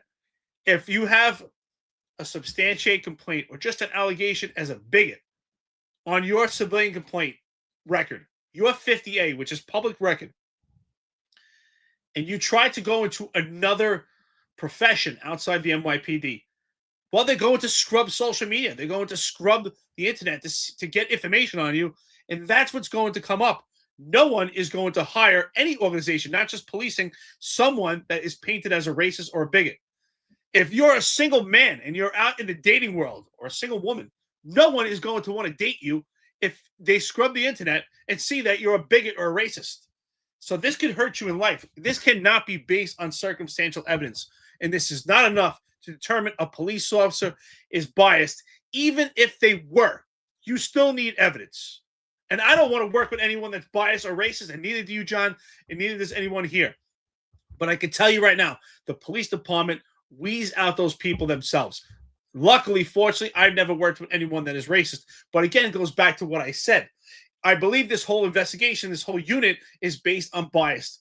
I believe that it is targeting and putting a hyper focus on white police officers toward blacks. Because your question is, are there self-initiated cases? And I'm sure if there are, it's white police officers towards potential black and brown suspects. And I believe this is only looked at because if you look at this six-step process, John, it's only effective if you look at it with intrusive police work. You talk about being, if you get a call or summons to a call, this six-step process does not apply. It only applies. Well, that's not true. They could still weaponize it against you. That's not true. What was the first step? The first step is your approach, right? The sequence of events. It could have been a 911 call, or you self-initiated the stop. That's not true. They could still weaponize it against you. I guess they could, but I don't see it that way. I see this being targeted complete intrusive police work. I think all this is being done to deter proactive police work, and those are the people that are going to suffer the most. 100%. That's what I'm saying. But what happens when police work keeps taking a step back and you don't get those proactive guys? You're coming after the guys that the most proactive 911 responders. Right. Well, what kind of scenario are you saying? So if a police officer responds to a domestic between a black husband and a black wife, obviously there's going to be arrest in that situation. It's going to be someone black. So I guess it could apply. I see this let me not say it doesn't apply. You're right. It can apply, but I see this targeting intrusive police work. No, 100. I agree with you. Disproportionately, that's who it's going to affect. I totally agree with you, but it could be weaponized. That's what I'm saying. I agree with that. I see it. I see it. You're right. You're right. Let me retract back. I see it. So simply watch the CCRB hearing. So shout out to you. For those of you that want to watch it, it's on YouTube. You can go to CCRB. It's their last video. Like, they have a YouTube channel. I don't think anybody watches that stuff. I think they get like 20 views or whatever. It's like I always laugh. Like, I put out something on a city council hearing, and it was like 3 hours in, and I put this little clip out, and then all these big social media accounts share my clip without giving me credit for it. So I'm like, dude, I don't understand. You can't just reshare my stuff. And people are like, they watched it. I was like, you're telling me they were one of the 20 people that sat there 3 hours in and watched this clip? There's no way in hell. They took my clip and didn't give me credit for it. Like, it's the same amount of time. I was like, there's no way in hell. 20 people watched it. I was one of the 20. Like, no one else watched it. And the other 20 were getting paid to do it. So it's the same thing here. So shout out to you, Simply, for actually caring about what's happening in the profession and watching it. So he says, John, didn't the executive director tell you he didn't remember the information he should have known? He said he would get back to you with the information requested. Can we do the same? So I'm going to tell you right now, there's a couple of points I just want to note here. I think this is a very important point that you brought up.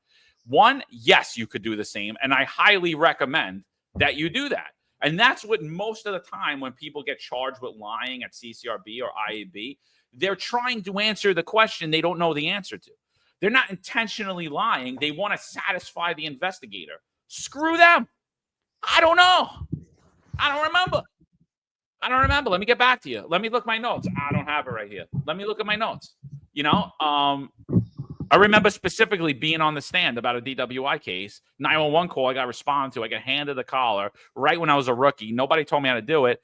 And I wrote down on the 61, and I remember doing it, and I wrote down on the arrest paperwork that the engine was the car was in drive, the key was in the ignition on the on position, but the engine was so badly damaged that it was smoking, but it wasn't running. And I remember writing that because the guy like hit into a stoop and like was teeter-tottering on the stoop. And the defense attorney tried to say that I perjured myself because he said I didn't write that. He said I didn't write. So I said, Your Honor, could I look at my notes? He was saying that I didn't write it on the document that I swore up with the DA. And he was coming at me, and the ADA that I had was completely weak, horrible. If you're listening to this, you were terrible. You should definitely have chose a different profession. Probably went to the NYPD. You could have drove Kaz. So he's like beating me up on that I didn't say that and I'm lying, like that the engine was actually in the on position. Why that matters, it doesn't matter. But no one's objecting to it, right? So it's happening. Like, and I'm like, I have to look at my notes. And he's like, no, you're going to answer right now. I said, no, I'm going to look at my notes. I'm like, Your Honor, could I look at my notes? And he said, yeah, look at your notes. I took a few minutes on the stand, and I found the thing that I drew up with the ADA that I signed, and I found my memo book. I said, Your Honor, here's the complaint that I drew up with the ADA and I signed, and it says the exact statement that I testified to here today. I said, and here's my memo book, and it says that exact thing, and I'm almost positive that it says it on my 61 and on my my complaint report, and it says it on the arrest paperwork as well. I said, however, if it doesn't, that's what I'm testifying to. That was a clerical error, and that's what I'm saying here today. Is that's exactly what it is, and so the defense attorney was he was talking about the ADA's notes. I was like, I didn't sign that. I'm like, I didn't sign that. I was like, I don't care what the ADA wrote. I was like, get him here right now. It's not what I said. It says everything and everything is consistent with what I said. And, a lot of guys in that situation are going to fold because you want to make this guy happy. Screw him. Take your time. And if you really, by the way, if I didn't find the answer in my memo book, I would have stopped. I would have said, that's what I wrote. That's what I'm testifying to here today. Anything that was a clerical error. I would have just left it alone. Because I wouldn't have said, oh, I wrote that in my memo book if I couldn't find it and I didn't remember. Or, oh, I wrote that on the deposition. I wrote that on the complaint with the ADA if I couldn't find it. I needed proof of that before I said it. And so I don't find anything wrong with him doing that. This is where I find wrong with it. CCRB creates this entire racial profiling unit under the foundation that they're going to prove or disprove that cops engage in bias-based policing and racial profiling. And he doesn't know those steps off the top of his head. That raises my eyebrow more than anything, because if I was saying that this is necessary, if I was asking for millions of dollars and more of a budget, and I was saying how important this unit is to public safety in New York City, I would know how we investigate those cases cold. I would be able to tell you if you woke me up in my sleep like that. That was the problem that I had with that. Not that he took his time to answer it. That was a major, excuse me. That was a major red flag to me. And it's the nomenclature of CCRB that we always see the comparison to the police department, right? For the police department, there's a different standard by the CCRB. When you're in a situation and you're testifying to the CCRB during an investigation, a recorded interrogation about a particular incident, you're expected to remember every detail, fine detail. And it's just not realistic. It's not the real world. It's not possible. And everyone remembers things differently. And they're waiting for that gotcha moment. Oh, look, he lied here, lied there. And yet, Jonathan Darsh, in a controlled, comfortable environment, on this such important unit that they're trying to lobby for more money and more influence and power for the Civilian Complaint Review Board, right? The money that has been allocated has been directed towards the bias-based policing, and they've deviated from some of their investigations because of the funds that they have, right? There are certain investigations that they've said they're not able to spend a majority of their investigations because they don't have enough manpower, and they wanted to gear it towards this bias-based policing, and yet he couldn't just rattle off those 6 steps. Those 6 steps should just roll right off his tongue. It should be memory like you're an actor in a movie.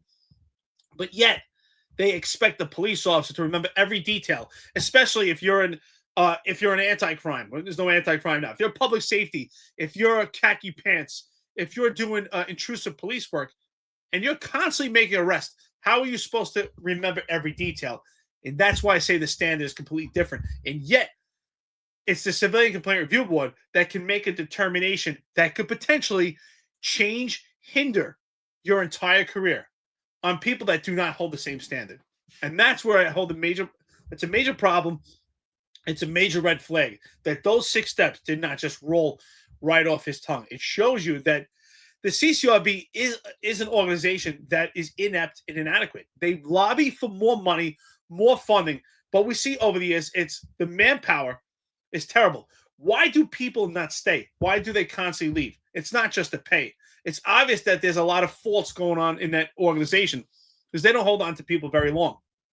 It's a revolving door in the Civilian Complaint Review Board, and not just investigators. When it comes to the attorneys that they had on payroll, those people were coming in and out the door. I remember at the time I had my administrative trial. During my administrative trial, I had one attorney there from CCRB, and halfway through, that attorney quit, and they had to get another one, and the case kept going on. And they had 3 at the time. So now they were left with 2. I wonder how many they have at this point. It's a failed organization. So kudos to Jim Walden, who's going to create a new integrity unit where he's going to have serious investigations investigated by the unit and smaller cases by the Civilian Complaint Review Board, and also have the NYPD with actual police perspective do an investigation on certain things. But this case here, Jonathan Darsh should really be held accountable and responsible for this. And why are the unions not jumping all over this? The job itself, the NYPD should be there. The only ones that were there, and ever since John and I have been attending these meetings, it's just been John and myself. Excuse me. And that's why it's funny. The khaki pants, when John and I were attacked and slandered by the khaki pants unit, they said, you guys don't care. Like, care. We attend a Civilian Complaint Review Board every month fighting for the rank and file. The question is, why aren't you? Yeah. So, all right. So again, we're exploring how the CCRB determines if members of the NYPD engage in bias-based policing or profiling for any protected classes, right? Race, gender, ethnicity, sexual preference, marriage status, whatever, right? So we went through the first five factors they use to determine this. They're out of their 6-factor prong test. So we went into those in depth. If you want to listen to that, go back. So number 1 was the sequence of events. Number 2 was the departure of policy. Number 3 were the violations of law. Number 4 were false explanations. Number 5 were statistical patterns. Here's number 6. Prior complaints. So they look at a cop's record for similar allegations. Repeat complaints about biased policing, ? The CCRB will use them as part of its proof, even if they weren't substantiated.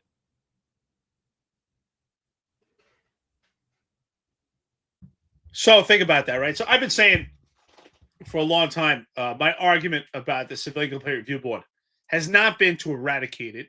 It's been to reform it, to change it, right? I do believe police officers should be held accountable, and be held responsible for their actions.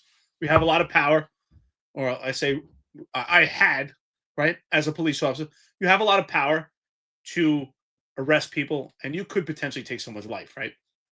So you should be held accountable. Are there police officers that act inappropriate? Of course. So it's necessary. But this category, abuse of authority, has been, I think, misused. And everything falls on the abuse of authority, right? And that's a problem. If you get an allegation of abuse of authority, to me, it looks so terrible. Wow. You abuse your authority. And yet, in a case, it could be you fail to give someone a business card. And you're getting an allegation or a substantiate case for abuse of authority. And think how heavily weighed that is on your record. Imagine you have an allegation of bias-based policing. So let's rhetorically speaking here, this is fictitious, obviously. Let's say we get police officer Smith, a fake name, who had 20 prior complaints, just allegations, never substantiated, for failing to give a business card.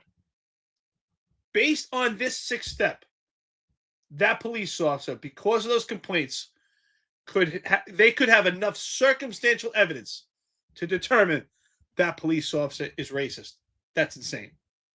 Yeah, it's, again, number 6, totally circumstantial, totally arbitrary, totally up to the bias of the investigator.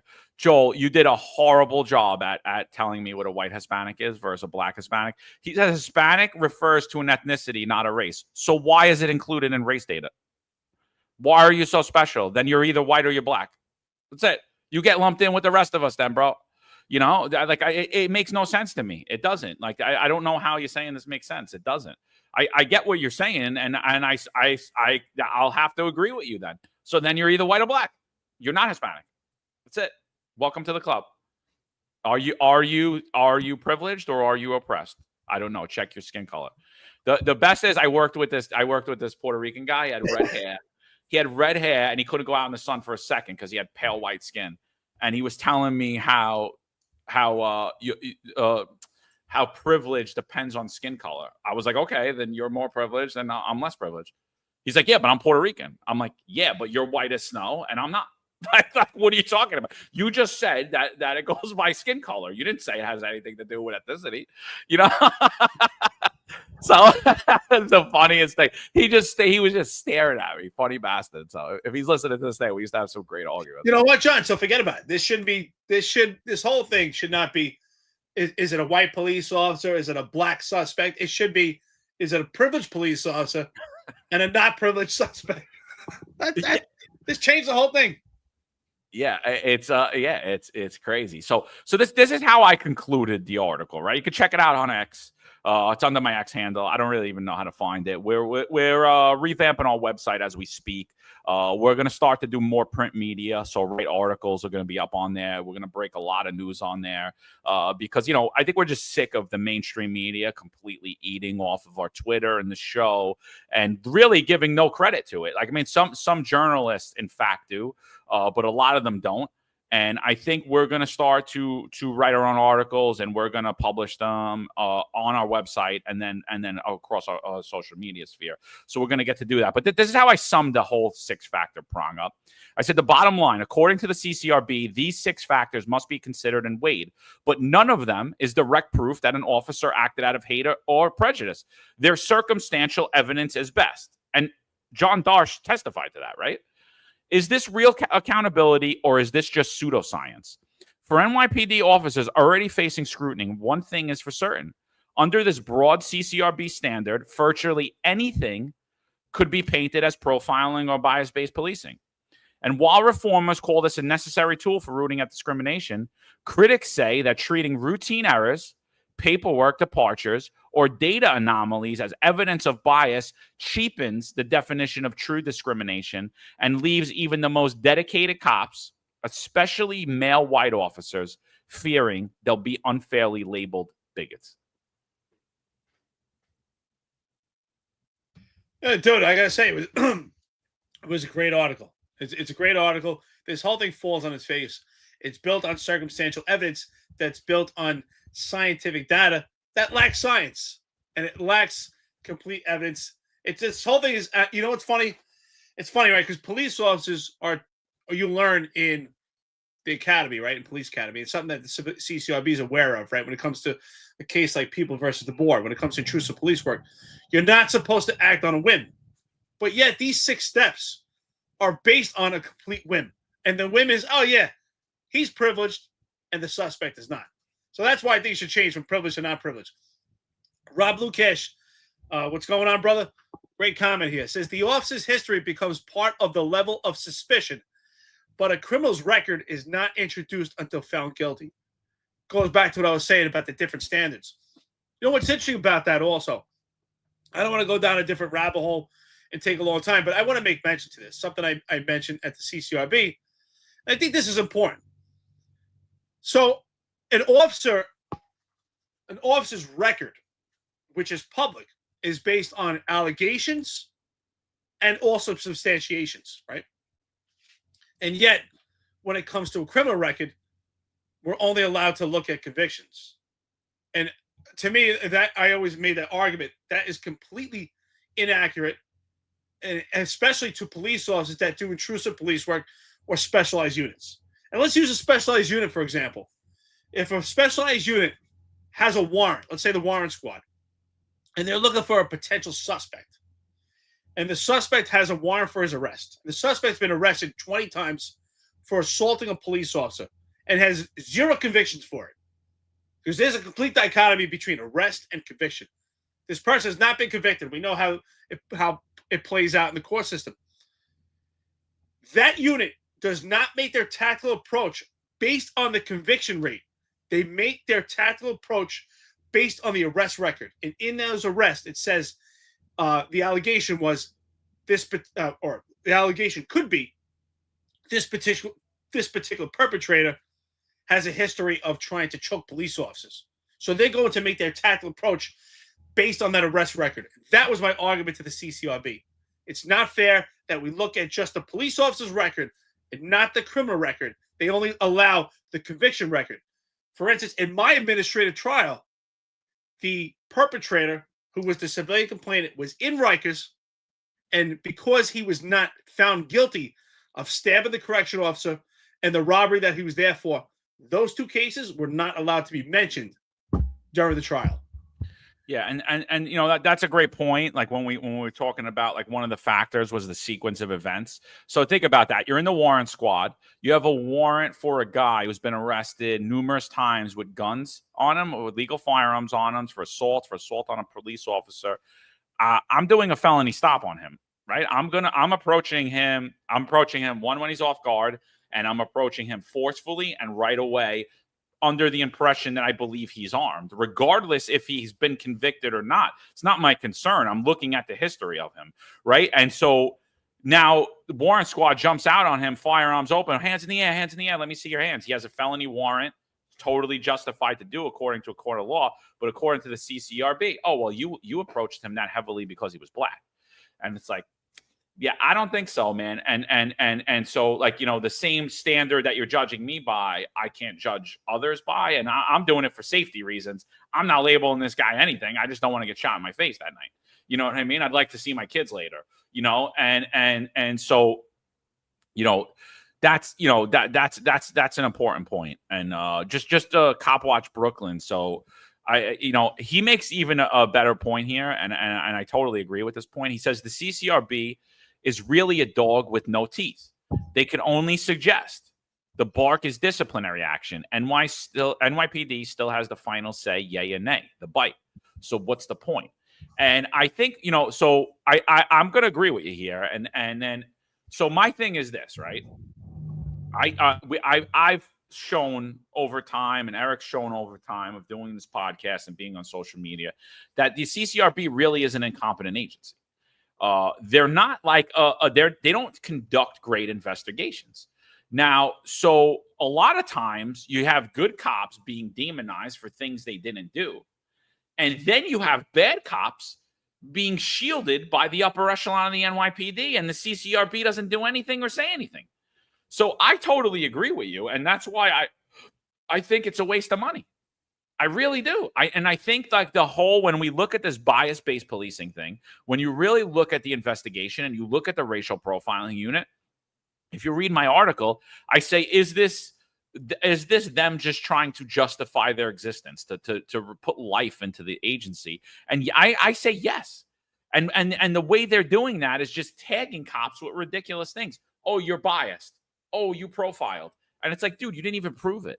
Like, this is your 6-factor prong test. How about the guy used a racial slur? How come you don't have 7? How come you don't have number 7? And again, like that, I'll say, okay, all right. He used a racial slur. Does that mean that he's a racist and engaged in? No, I don't think so. Because I've been on plenty of scenes where it's, oh, this bald-headed N talking about me, right? And then like, I'm like, don't call me a whatever. And now am I a racist because I used a racial slur? So, but that should probably be in that investigation, right? You know what should probably else be in that part of that investigation? Did they admit that they engaged in bias-based policing? Like, we don't care if the guy admits it or doesn't admit it. Like, how about their statements? Like, that's probably and that's why I made what do you call it? The thumbnail for this show. That's why I made it the way I did, because I think that it's the only way you could really prove it is if the cop admits it. So this is a thumbnail for the show. It says proving NYPD cops racially profile. But if you look, it's a black cop stopping a black guy, and he says, "Sir, I'm stopping you because you're different." Like, okay, I guess then he engaged in bias-based policing or profiling. That's like, because it's just ridiculous to me. The whole thing, it's pseudoscience to me. Listen, I want to thank the chat, by the way, our friends and listeners. Some of the comments are just on point. Samara Cohen says CCRB had teeth when it came to you guys making captain. Great point. CCRB has teeth for some, which is general population, which was what I was. But CCRB doesn't have teeth if you're Jeffrey Madry and you were the upper echelon of the police department and you were tier 1. So if you're tier 1, it has no teeth. If you're tier 3, general population, yeah, CCRB has some teeth and could affect your entire career, whether you're found guilty or not. Because just as cop watchers say, what's the point? You're right. My case is, technically, I was not found guilty, right? The one case I took to trial, I was found not guilty. The other cases, I was not able to take to trial. And I ended up retiring because I was told I would have to wait 3 more years because, as I told you, they only had 2 attorneys. One quit. They only had 2 attorneys to the entire Civilian Complaint Review Board. So they did not have the ability to take these cases to trial. And I wanted to defend myself and take these cases to trial, every single one of them. Another great comment here. These comments are coming off. Rob Lucas says, where is it? The point is a bullshit allegation on his record for the rest of his life. And as John said in his article, even after death.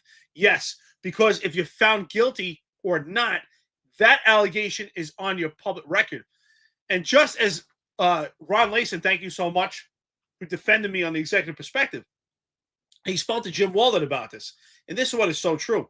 In my case, I was found not guilty at an administrative trial, but if you just look at the 50A, it doesn't reveal that. It still says substantiated.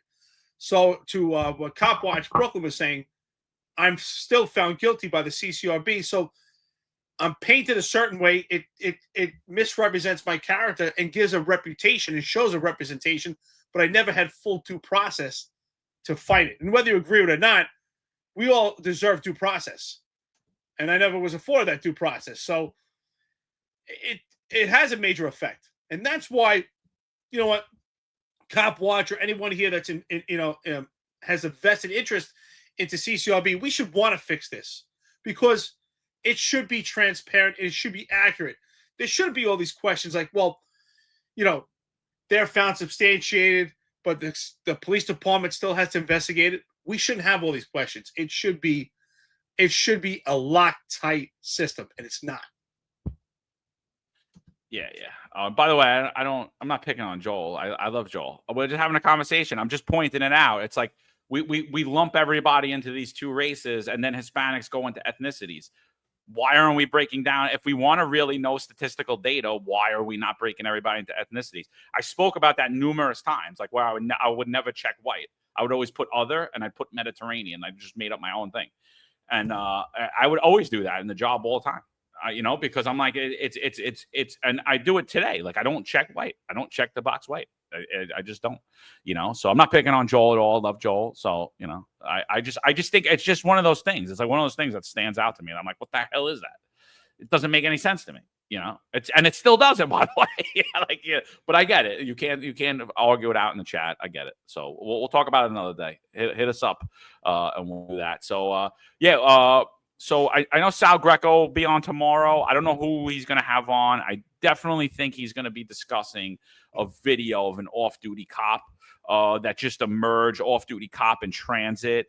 I don't think we have time here today. It's 2 hours, 35 minutes that we went already. We'll probably talk about that on Wednesday. I think, we went back and forth with Sal about it over the weekend when the video came out. Our Twitters kind of tell different stories. So definitely check out Sal tomorrow, Tuesday. He's going to be on at 13:05 or 1:05 p.m. I have to find this Unfiltered on YouTube. He's going to give his take on it. We'll give our take on Wednesday. I think, the dynamic situation, and I think it definitely needs to be discussed. But, me and Eric broke it down. We will break it down on Wednesday. And I think it's a video that needs to be discussed. But overall, I said it. I think the kid's a hero. I personally do. Does it look pretty? No, it never does. But, he stopped the stabbing in the middle of a busy train station in the Bronx. That's how I see it. A lot of people see it a lot differently. So definitely check out Sal's show. I'm looking forward to his take on that situation, on his take on what's happened in the mayoral election. Anything else before we get out of here, Eric? No, I think it's better we do the assessment after Sal. I think we're going to have a couple of laughs. I think Sal's take is going to be far different from ours, and I think we should do it afterwards. I think we'll all appreciate that. But the point to that is, I'm glad you mentioned that. If anyone has an opportunity to see that video and make your assessment on it, when you train, and obviously cops could always use more training, even this cop included, you train your fine motor skills. What does that mean? The details, how you use your fingers and things. But the reality is, you train those fine motor skills because when you're in a situation you're under duress or stress, it's the gross motor skills that kick in. And that's why these things don't look pretty, right? Because you're not you're not using those fine details. You train those fine details so that the gross motor skills, which are the big muscles, the big the big things in a training situation that really stand out. So it's always a mess. I don't care how much training you have. Situations like that are always a mess. They're so vast. But thank God the outcome turned out well. The police officer's okay, and a life was saved.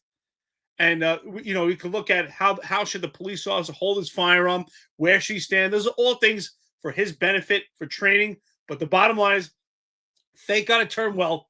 It could have turned out bad. anytime you're in a situation like that, it could go bad no matter how much training you have. I'm glad he did okay. In my opinion, he is a hero. He saved a life, and thank God he saved his own life. And no one else other than him and those adversaries got hurt. Everyone in that area was fine. He never had to he never had to fire his firearm. So it turned out well. These things could turn out very bad. I know some people, they expect it to look great. These things never look great, honestly. It's just a big, giant mess. But here we go. Thank you, everyone, for watching. We will give you our take on Wednesday. Again, check out Sal Greco. And, of course, Wednesday will come on in the morning. And then you can look forward to Wednesday night, The Executive Perspective, with Ron and Rob. They'll be back. Love them, guys. Sal Greco, awesome. Thank you, as always, John. And, of course, Marlon, he'll be on Friday. We love Marlon, too. Awesome team here, everyone. And, Jack also, thank you for what you do. So we will see you Wednesday. And, anybody want to hit me up if you have any questions about traveling RVs, let me know. I'm loving it. It's outstanding. So be good, everybody. Thank you. Yep. And Joel, hit us up if you want to come on. Yeah, we'll definitely love to have you. Oh, yeah. It'd be great, So, yeah. And I think it goes for any other retired guys. Don't hit me up when you're active. We get a lot of that. We're not letting anybody up. Unless you're a union rep, or you could hide behind some other organization, you need permission at DCPI. I'm not getting anybody charges, and either is that. You're retired. Absolutely, jump on the show. Come on, give your thoughts. We could talk politics. We don't have to talk politics. Just be about you. Those are honestly my favorite shows to do. Is just interview the retired guys. I prefer that even over any high profile politicians or anybody else. I prefer just interviewing the rank and file. I don't care what you did in your career. It doesn't matter. It doesn't matter to me. Whatever your take is, I think it's important, and I think you guys should utilize the resource, So, but yeah, we're going to definitely be doing a lot more writing. Ron and Rob said they're definitely going to be breaking down the body cam video also. Obviously, they handled the off duties, a lot of off-duty incidents, so their take is important, but we're going to beat you to it first. So, Sergeant, Lieutenant first on scene, baby, Frontline bosses. Before, it's like before it goes upstairs. That's what we used to say, right? Listen, make sure. That's what he's telling you guys. Make sure I see it first, and we take care of it before it goes upstairs. So for Ron and Rob, we'll take care of it before it goes upstairs. As always, I love them guys. Thank you so much. We'll see you soon. Yep. Juju, I'll be up in the city, bro. Be there on Yes, Friday. hello. See you soon, brother. I'll wait from Alaska. Yeah. All right, later. Find yourself filtered. We'll be back at you. Sal Greco show tomorrow, 13:05, baby. There's a handful of retired officers that don't live in the state that have a lot to say about the dream team, as I like to call it. All of a sudden, they retire and have a master plan on how to fight crime, but nothing to contribute when they were here. They want to come back and be part of the dream team. What can I say? Law enforcement professionals dedicate their lives to serving and protecting our community. But who's protecting their financial futures? That's where Laidlaw Blue comes in. Our wealth management platform is specifically designed for the law enforcement community. Laidlaw Blue is a division within Laidlaw Wealth Management, run by retired New York City detective John McDermott. His status as a retired detective uniquely positions him to establish a deep connection between Laidlaw Blue and the law enforcement community. Our platform is easy to use and provides a range of financial services, including investment management, retirement planning, and insurance solutions. With Laidlaw Blue, you can secure your financial future and provide for your loved ones. Our team of experienced financial advisors understands the unique challenges and opportunities that law enforcement professionals face. We're here to help you navigate the complexities of financial planning and achieve your goals. Laidlaw Blue. Secure your financial future today. Book a meeting using the QR code displayed or call us directly on 888 901 Blue. That's 888 901 Blue.